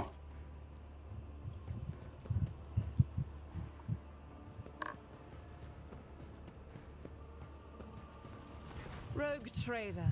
Being reunited with the Emperor's Chosen is a balm to my soul. Have you managed to learn anything about this place? I have made no attempt to do so. What need do I have to know of the depravity of the enemies of humanity, when all I want is to burn it all in pure, raging flame? I already know all I need to. This place is evil, but there are servants of the Emperor here worthy of salvation. We need to find a way out of here. We would find a way out if we joined forces with a comrade in faith and not a repulsive monster. But now the Commissar is dead, and we are on our own. He's not dead. We didn't kill him. Game? Are you a bit confused on what we've done? There's too many, like, moving parts, and now the game is confused. May Terra's light be with you, Rogue Trader. Commissar is just there. He's not dead yet.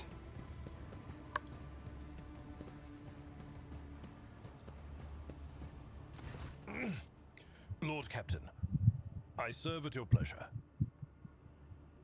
You haven't seen your departed wife again? I have not seen her, Lord Captain. But there are times when I think I hear her laughing in the distance. Or I sense hands touching me, as she used to do, to distract me from my sorrowful ruminations. But I know the difference between reality and fantasy. Now I fear I shall simply have to learn to live with this ghost that appears only to me, with this vision of the past. How are you feeling? I am fit and well, Lord Captain. All that remains is for us to get out of this infernal place alive, return to our vessel, and then my answer to your question will be magnificent. Any thoughts how we might get out of here? I am sorry to say I do not. If we had our ship and crew at our disposal, we could be safely within its walls, conduct reconnaissance of this place, and in the end, meet our deaths in battle against the Xenos, as befits true servants of the God Emperor. However, we are deprived of our usual resources. Now we can only rely on our weapons and our wits. Do you know anything about this place? No, Lord Captain. And trust me, I hope to remain in this state of blissful ignorance until my dying day. Just knowing that this abyss exists at all is enough to poison my mind. It is possible the Xenos Iliad could tell you something about this place. After all, she is in some way related to its denizens. And she is responsible for the fact that we are here at all. Abelard was silent, but his eyes make it clear that he thinks the Eldaris return to the ranks of your... What he thinks of the Eldaris ranks return to the ranks of your companions. Abelard nods wordlessly and closes his eyes, both out of a desire to sleep and desire not to see his surroundings even for a short time. Yeah, I think, like, reasonably speaking, we should just kill Owlcat. Or, like, you know, can we even, like, you know, force her to become a, you know, sex slave or something? At least that would, like, you know, be a good excuse.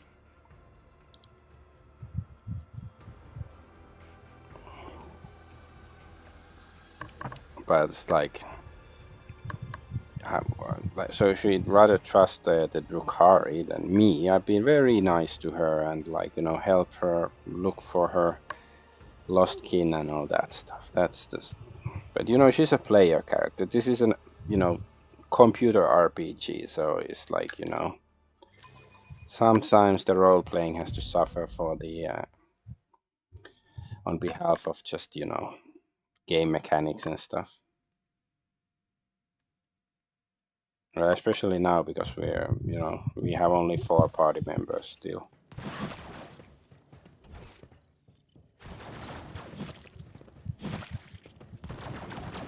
With each step, I forge my destiny among the stars. What's he? Ah, this flying dude.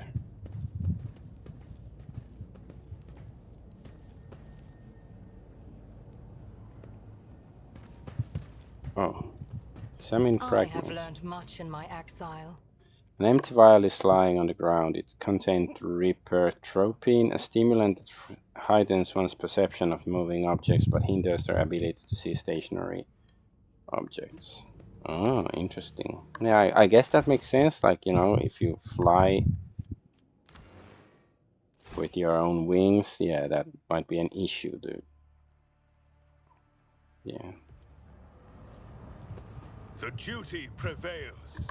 The beggar's corpse is disfigured by bony growths. Eyes, mouths, and tentacles are constantly appearing and disappearing in the ocean of his flesh. It's difficult to mistake warp distortion of this severity for anything else. Okay. Oh, wait. The guy is Stranger? Is that this Stranger? Let You know, the faith guide Harlequin? my path to glory. Is he supposed to be there? Is this a bug? I think probably he was supposed to like disappear. But he's just... Okay, like, did they playtest this shitty game? It's not a shitty game, but buggy game, clearly. It's a good game, but it has issues. This is out of the ordinary. Examine the fresh corpse. Ooh, can we get something nice out of that? Please, pretty please. I want more flesh parts to give to our new master. So we can get the Space Marine to join us. The Emperor favors me today. Yes, we got this stuff. Let's go. No, this is not the place yet. Oh wait, there's some loot here. There's a crappy knife. Call that a knife. This is a knife. We are bound by the blood of martyrs. Pascal.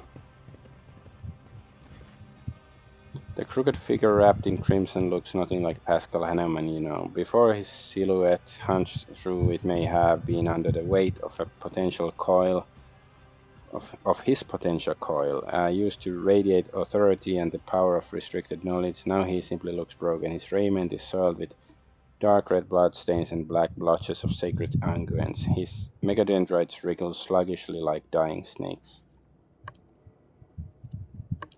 Pascal does not look at you, for his gaze is focused inside his own body. There is a horrible gaping wound in his chest, and you see glinting, clanging mechanisms squirming within. Pascal has plunged his fingers into the wide, dripping maw of the wound and is in the process of palpating his metal innards with great care. Look closely at him. It is difficult to say if the procedure that Pascal has undergone was torture, sacred augmentation, or vivisection. His flesh is covered in fresh sutures, interspersed with wounds that no one has taken the trouble to stitch up. An ordinary human would have long since bled out, but the ferrum sanctum sustains the bodies of the adepts of the machine god. His metallic insides are exposed to the eye in all their vulgar and bloody nakedness. Kill Pascal. Pascal, can you hear me? This statement is true, Adolf Argonaut. Pascal looks up at you. His skin has gone yellowish and clammy from... Oh no, he's turning Chinese and clammy from the lubricant-like sweat. There is something strange about the pupil of his left eye. You look closer and realize its shape is no longer round. It is tridecagon. What happened to you? An act of defilement. This unit was subjected to a profane invasion. The dry words coming from the vox speaker rustle like sand. Under the cold layer of formality, you sense panic. A Xenos touched my ferrum sanctum. Oh my god. That's sexual assault, right?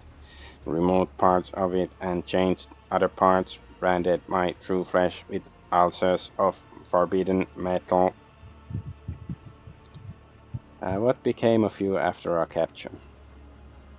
This unit was immobilized, transported to the laboratorium of a Xenos with the designation Cervantes, the Arch-Machinator, studied, anatomized.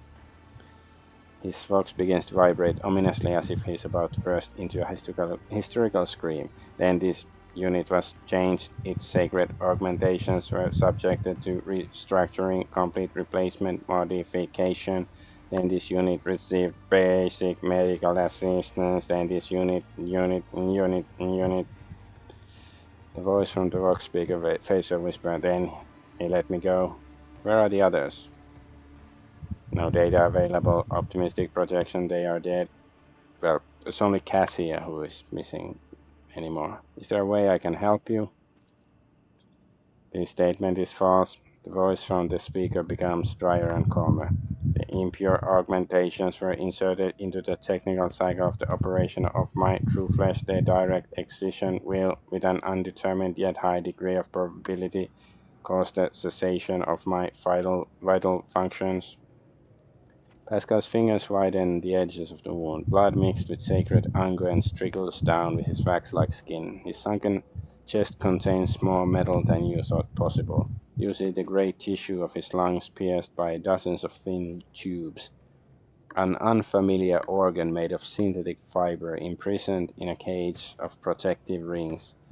The white cover of his respiratory system that disappears into his trembling larynx. All these augmentics are riddled with small grafts of xenotech clinging to them like rust. What exactly did they change? Detecting numerous replacements in chain of command distributors, alterations have been made to the operational algorithm of the encoder inside my cortical augmetic. Pascal now speaks with complete indifference and calm, as if reading out of an inventory of spare parts at a warehouse. The chemical inject analyzer has been destabilized. He falters and hints of humanity creep back into his voice. He sounds almost bewildered. There are other changes. I cannot understand what they are, what their function is. Why would they remold you like this? No data available. I hypothesize that the purpose behind the alteration was entertainment, curiosity. He was curious to see what was inside me, then he remade me to see what I would do next. He wanted to watch me rid his gifts out of myself. Purge your body of this corruption at once. The probability of total success is low due to expected premature cessation of vital functions. Requires dogmatic adherence. Is your faith in the machine god so feeble that you would allow your body to harbor the taint of xenotech alongside the true flesh? Dogmatic fight. I am the omniscience servant. I am his warrior. Flesh is fallible, but ritual honors the machine spirit. Pascal sinks his hand into the open wound, crumbles the fragile augmetic with his metal fingers and tears it out. The metal piece drags wires and veins along, causing a torrent of blood to gush forth. Pascal's knees buckle. There is steel ringing in his voice. Cleansing process initiated. The process will be completed. This unit is ready to serve. Praise the Omnicia. Okay, that was easy.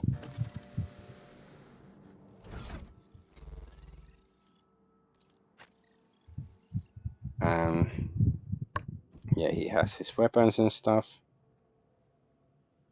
But can he use any medical stuff? No, I don't know. Let's give him a syringe just for fun. I guess.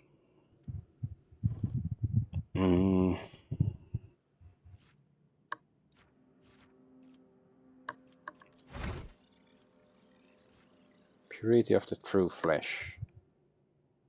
The unholy augmetics were mercilessly removed from Pascal's body. His body might be damaged, but his spirit and devotion to the Amnesia are strong and pure. Okay.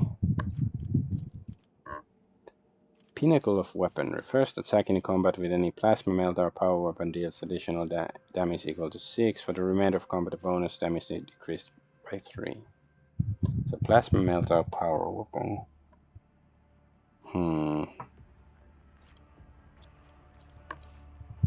While wearing heavy armor. I don't think he's wearing heavy armor, so no.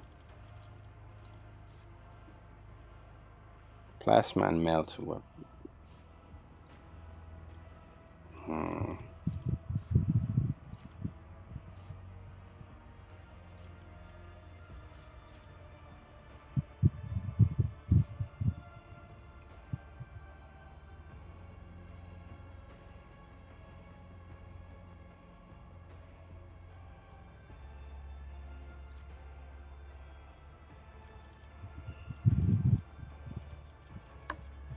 Scanner perception. Skirmish protocols. While Pascal is under the effects of machine spirit commune, his melee attacks deal an additional plus 16 damage gain.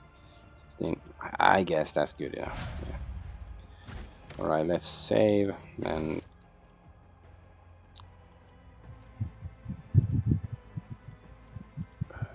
sorry, fine. Let's try to find the beast. Like the Ctonus. Ugly beggar, wait. Ugly beggar, can we talk to him? The hideous mutant does not look as cocky as the last time you met. Okay, it's the same guy. Armed and not bleeding from 100 wounds, you must be a more formidable sight. How about buying yourself a pair of boots? The beggar shows off his filthy legs and surprisingly decent boots. Your boots. Wait.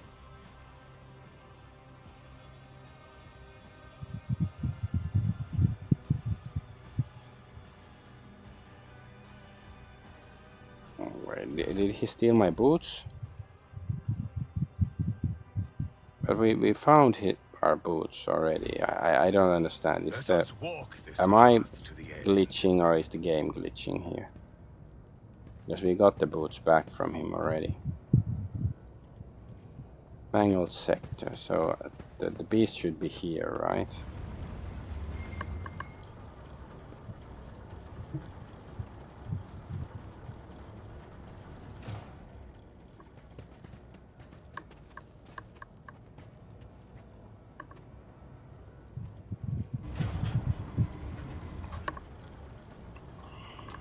I like the lifts, like those lift dude workers there. Lift dude worker.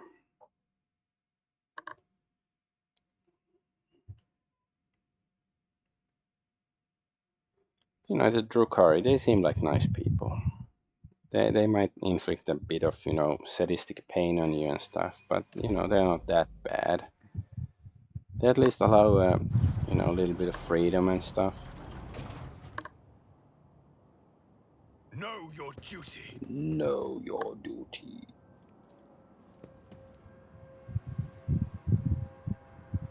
Okay, so maybe the Ctonus monster is here. Possibly. Compared to naval service, that was barely a challenge. Oh, there it is. Is that it?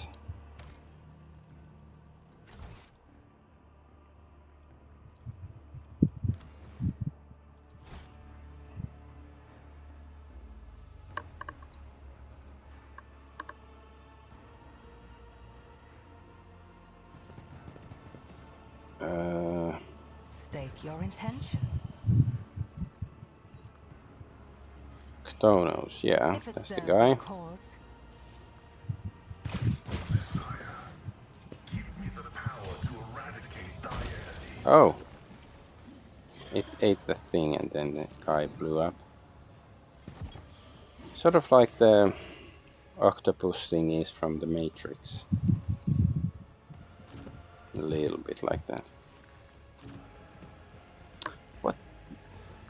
Wait, here, okay.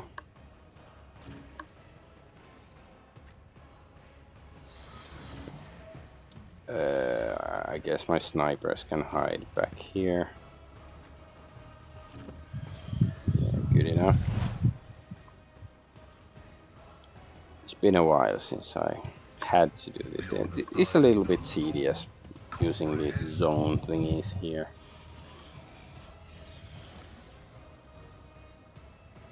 I don't like this.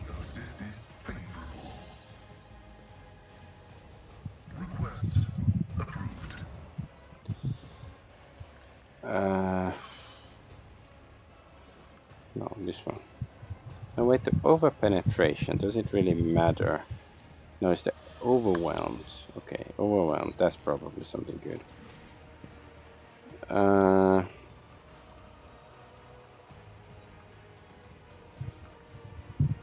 order is contrary to dogmatic protocols. Running binaric override.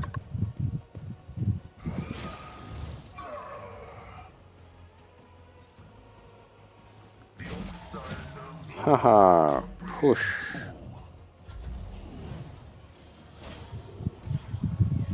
Oh, it's healing.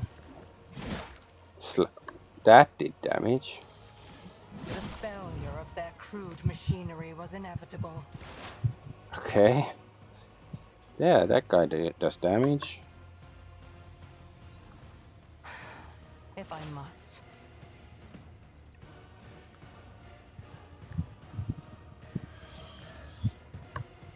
I don't think that toxin in this is gonna be so used.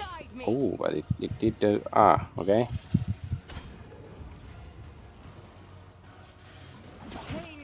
Ow. Okay, nice dodge.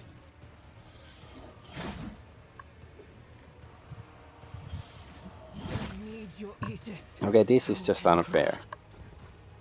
It's not your turn. You're not supposed to attack like 75 trillion times, okay? That's not kosher, as they would say in Kosheronia.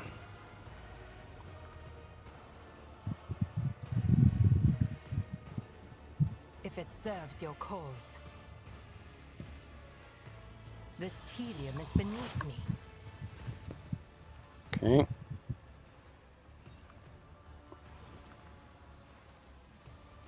And so shall it be done.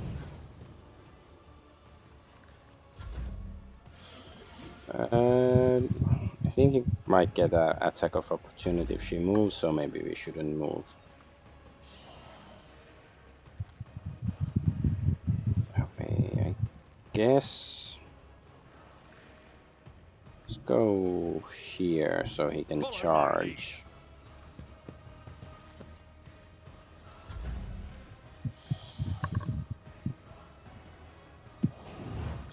Of course, have to hunt down the prey. Actions will speak louder than words. I think it is poisoned. I don't know if the poison is gonna actually affect it or not. Your defiance is futile. The Emperor commands. Damn it. Fine, can we use the shotgun? And so shall my fury rain down upon our ranks. Our devitalization. Brace yourself, Abelard.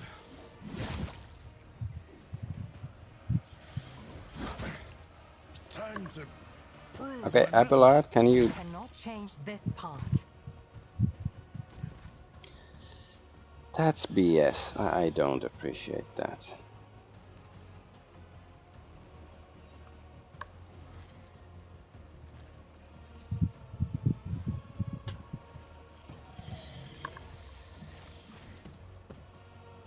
Let's see.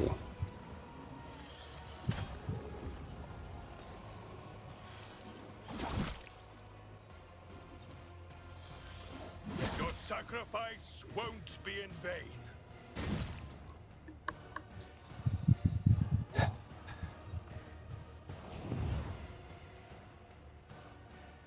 I will not be deterred. Actions will. Okay. The biomechanical creature is flailing its limbs faintly. Its body is broken and bears the signs of combat. It seems no one is planning to repair it. You can see the glistening flesh under the cracked carapace and the bunches of wires that permeate it. The armor plates rise heavily, and the creature emits a wistful, creaking sigh full of regret. The claw on Pascal's Megadendrite clangs loudly. The visor emits a series of clicks and switching the observation spectrum. The Pascal's hands automatically reach for the combat tool in his belt even as his eyes closely watch the dying creature. Check use examine the creature. Every limb of the creature, the hard ones on the skeletal paws, the flexible ones on metallic cords, is equipped with a variety of implements similar to surgical tools. The jagged circular saws, twisted drills, and vibrating monoscalpels promise unbearable pain. You can clearly see inside of the mechanism through the holes in its armor. Its gut can open to drag a hamstrung victim inside. Once the victim finds themselves in the monster's stomach, they will be pierced by injectors that will liquefy them. The substance will then drain to the reservoirs at the tail end of the creature.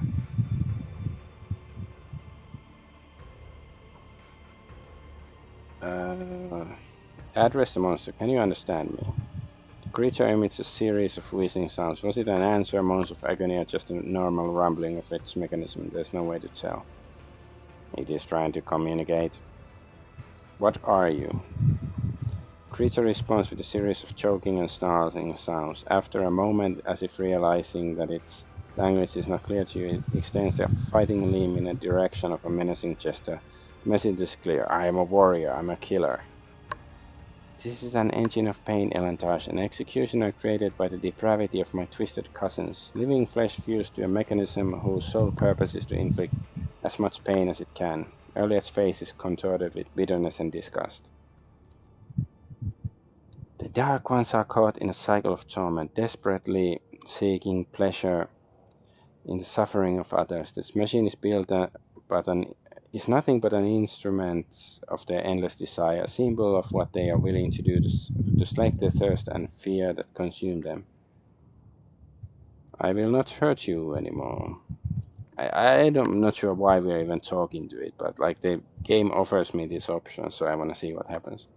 The creature's servo motors howl as they send the last remaining energy into its body. One of the limbs lunges at you, but the charge is not enough for the strike to reach its target. Enter unusual exchange. Something bursts in the creature's gut with a quiet squelch, and a puddle of oily ichor spreads from under its belly. Pascal, would you like to study this device? Request approved. Pascal eagerly unfolds his megadendrites, and they all rush toward the monster. A shrieking shrill cuts deep into the armor, while a claw hungrily snaps off chunks of the flesh pierced with strands of metal wire. The creature thrashes and wheezes but cannot escape the merciless vivisection. The collected samples are sent to a portable analyzer, and the tech priest visor clicks, recording the procedure in picked images. Pascal suddenly freezes and takes a step back. Process interrupt and operational collision has been detected.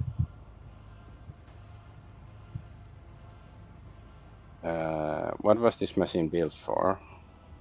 Presenting hypothesis, this construct is a mobile execution chamber. A subject is immobilized by the implements placed inside the construct, subjected to a highly painful disposal via chemical injection. The biological remains are preserved in the built-in reservoir of the construct. The initial chemical analysis of the remains yields an abnormal result. The box emits a clanging metallic note. It is as if the pain of the victims of this machine is dissolved in them. It is circulating in the metal veins of the creature. It can feel everything. The nature of the damage indicates that the unit has been in combat. I hypothesize that the constructor sent it into the arena based on its current condition. The result of the combat test was unsatisfactory, otherwise the unit would have been repaired. What made you stop? This unit is under the influence of conflicting impulses. The operational vector of cognition dictates the necessity of studying his subject. The operational vector of obeying the omniscient and his universal laws dictates the necessity of recoiling from the subject and purifying it. The operational vector of adoration before his might dictates the necessity of reverence for the subject where the natural spirit resides in synthesis with that of the machine. Is this thing more a perversion and an outrage to you? Categorization is correct. The object is a perversion and an outrage, one dangerously close to the creation of an anathemized, abominable intelligence. There is also a miracle of his boundless polymorphism. Pascal's voice carries a metallic note. You're an explorator. Study it before it gives up the ghost. Request approved as doctrinally incorrect. Pascal leans over the creature. The drill whirls, the sounding shrill and relentless. The tech priest voice hums with ice-cold determination of divine vivisector. Let the cycle be discontinued. Let ignorance be discontinued.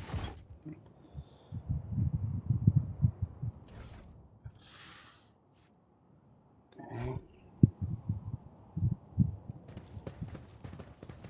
We shall reclaim Wait, what we is rightfully don't we get ours. anything out of it? Like, we got experience.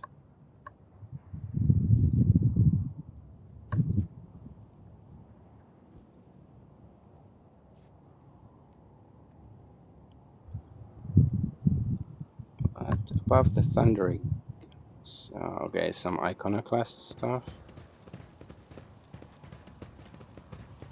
So now everybody else has some trauma and stuff. Oh, okay, there's the body. Life Sunder, recovery weapon. And Ktonos Pain Converter.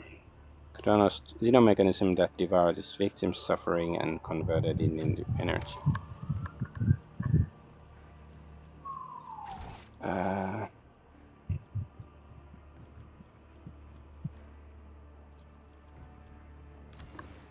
Let's see if we can like heal those injuries if we get back to the where the commissar is right now. I wanna see that before we do the leveling up and stuff. Like, is that like the bridge for us? Nothing matters more. Because like if we have to heal those injuries by bringing parts to the what's his name? The Taravantius, then it's gonna be a pain in the ass.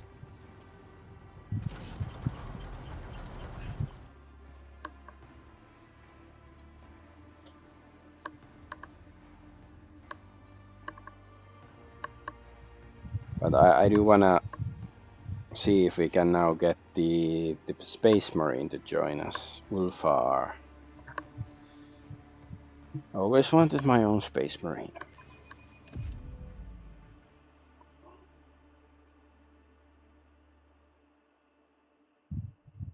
Press the button, you silly game. You made a sound, but still I had to press it again.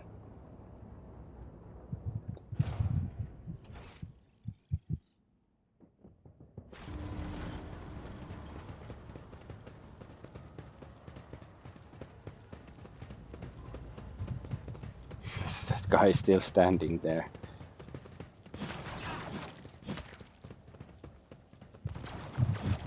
With each step, I forge my destiny among the stars.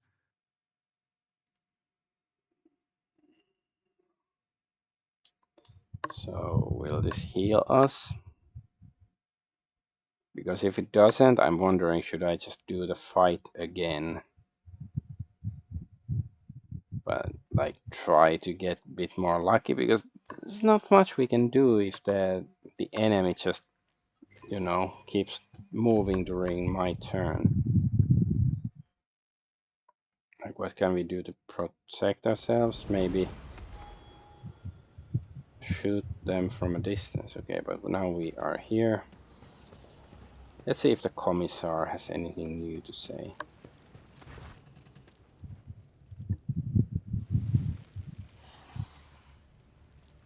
Okay. See, let's head out and see if my party is healed now, because this basically functions like the Oh, head trauma. Crippled arm. Fine, I guess we're just gonna deal with this bullshit.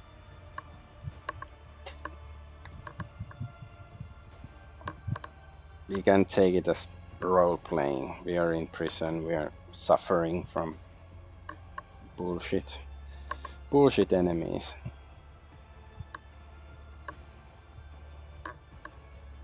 Like, he gets a free turn and attacks like 4 times, and the attacks are actually super effective.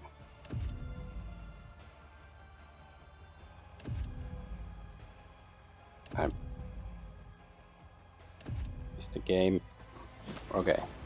The Divine watches over us. It's not bugging out, at least. Just like well, it bugged that the press here text didn't disappear. Let's go see if we can get our Space Marine now. Then we can do all the leveling and stuff.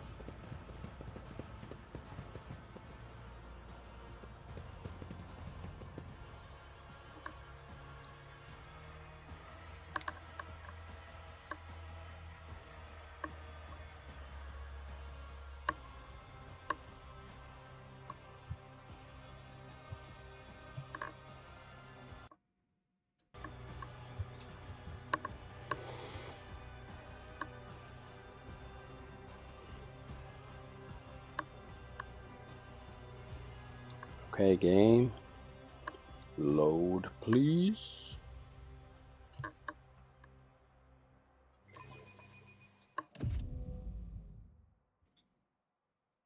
At least now, yeah. Now it registered my comments immediately. Let us walk this path to the end.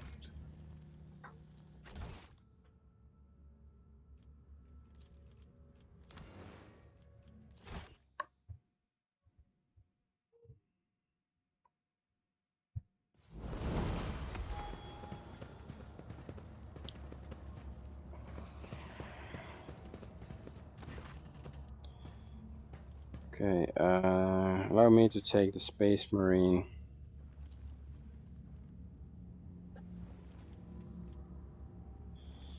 Okay, hold out a bag of samples of Ghostmaster.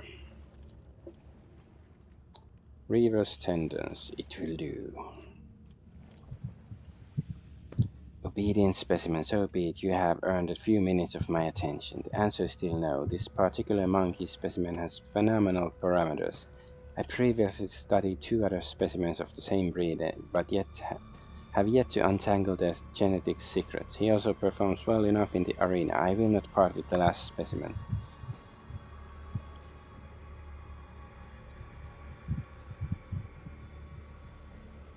I think we have to, like, because he's very narcissistic, so the loss of some monkey could never impede the work of a mind as great as yours. Perhaps the genetic subtype of all 3 specimens was defective, and this is the cause of my limited success. In that case, the loss of the specimen would not be significant. I recommend the pain as a means of pacification, and you can take his armor. I found it entirely unintriguing. Bone key, nice. Let's discuss what you expect of me. Ask, what is your quarrel with the witches? Lately they have shown arrogance and disrespect towards me. They want to rise in the eyes of the Archon and belittle me. They rank the tasteless flesh dancers above my art. They come to my abode to gawk at my treasured secrets. This time the chasm was reminded that witches too can bleed. Last time I was in the arena I saw Marajai. What was he doing there? Your memory must have been weakened by the deleterious influence of the controlling worm. The Archon's court condemned him. That brazen, ambitious, and woefully imprudent whelp. He cast down from the dragons of the Cabal, but earned the good graces of the witches of the Fatal Thirst in his very first fight in the arena. He was invited to join the finest blood-stained proselytes. Some say he was involved in the death of the succubus, the Zara. If so, then the Marajai may be disappointed by his reception in the ranks of the cult. What's your connection to the arena of the Fatal Thirst? My servants harvest meat in the chasm to deliver it to their bloody performances. I improve it with augments and stimulus to make it interesting enough so the witches will enjoy killing it. Sometimes I indulge them with little treats. Biomachines are beasts molded by my surgical genius. You must be the most powerful Drukhari in the chasm. Homunculus smirks. Not just the chasm. The entire cabal of the Reaving Tempest depend on my augments and essences, which is how I secured the chasm as my domain. Here, I never lack for subjects or spare parts. Tell me more about the arena. Witches rule the arenas. This is the way of the spires. They are little brides of our dead gods. When they enter the arena, the crowd riots with ecstasy. But this is a rare sight. Typically, their fosterlings, the bloodstained proselytes, oversee the butchery. These are the best killers, the athletes who serve the cult. Such arrogant upstarts. They have been undefeated for far too long. When the Sinis story reigned over the cult of the Fatal Thirst, the proselytes behaved with more respect, but the senior succubus has since withdrawn into the shadows. Now Kakeros reigns in the arena, Tazara leads raids, an insolent hag and presumptuous non-entity, a perfect match. As soon as Tazara drew her final breath, Kakeros's ambitions doubled. She became utterly insufferable. Okay, very interesting. Okay, let's see if we can get the Marine.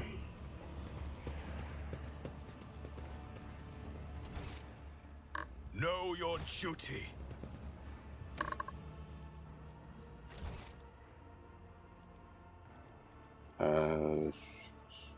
Do the helm. Yeah.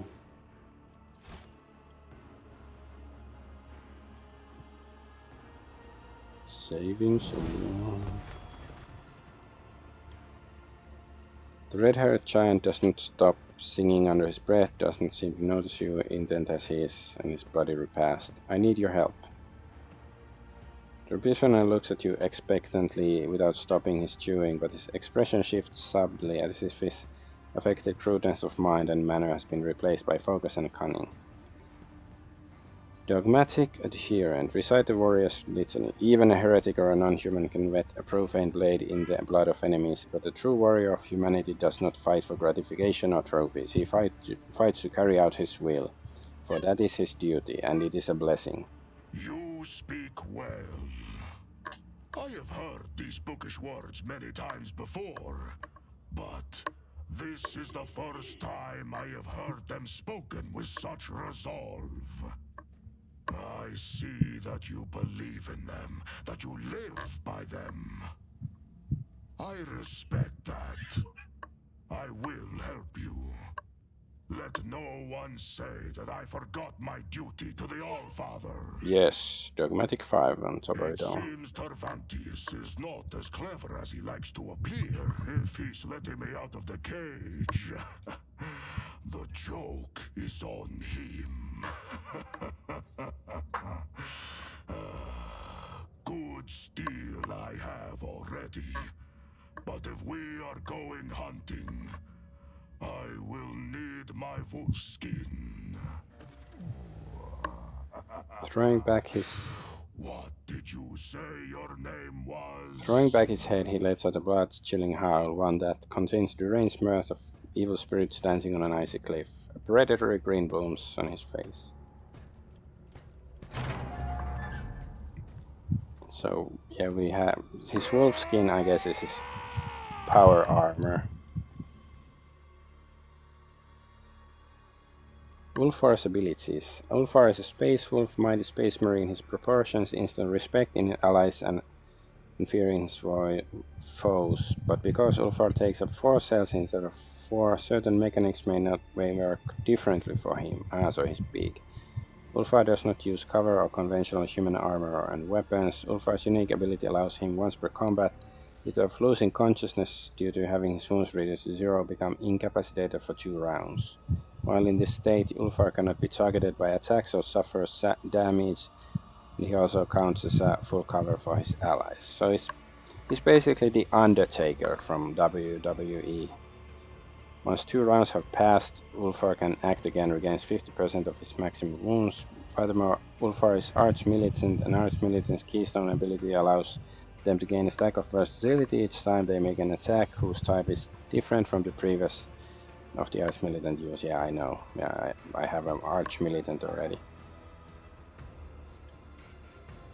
If Arch Militant gets 4 more stacks of this effect, their attacks start dealing additional... yeah, whatever. So, what sort of... okay, he has his wolf skin, yes. Astartes bolt pistol, Astartes combat knife, Astartes bolter. Okay. So I guess he's something between Abelard and Argenta. That's sort of how it feels like to me. But yeah, we got, wait, 144 hit points, and he's only level 20. The others are 34, so there's gonna be lots of leveling up. I think I will end the stream here then. Like, maybe I'll try to do the leveling up off stream. But yeah, the next time we can, I don't know, go fight in the arena or kill Cervantes or whatever it is. But I'm Adventure Argonaut. I thank you for watching. Bye bye.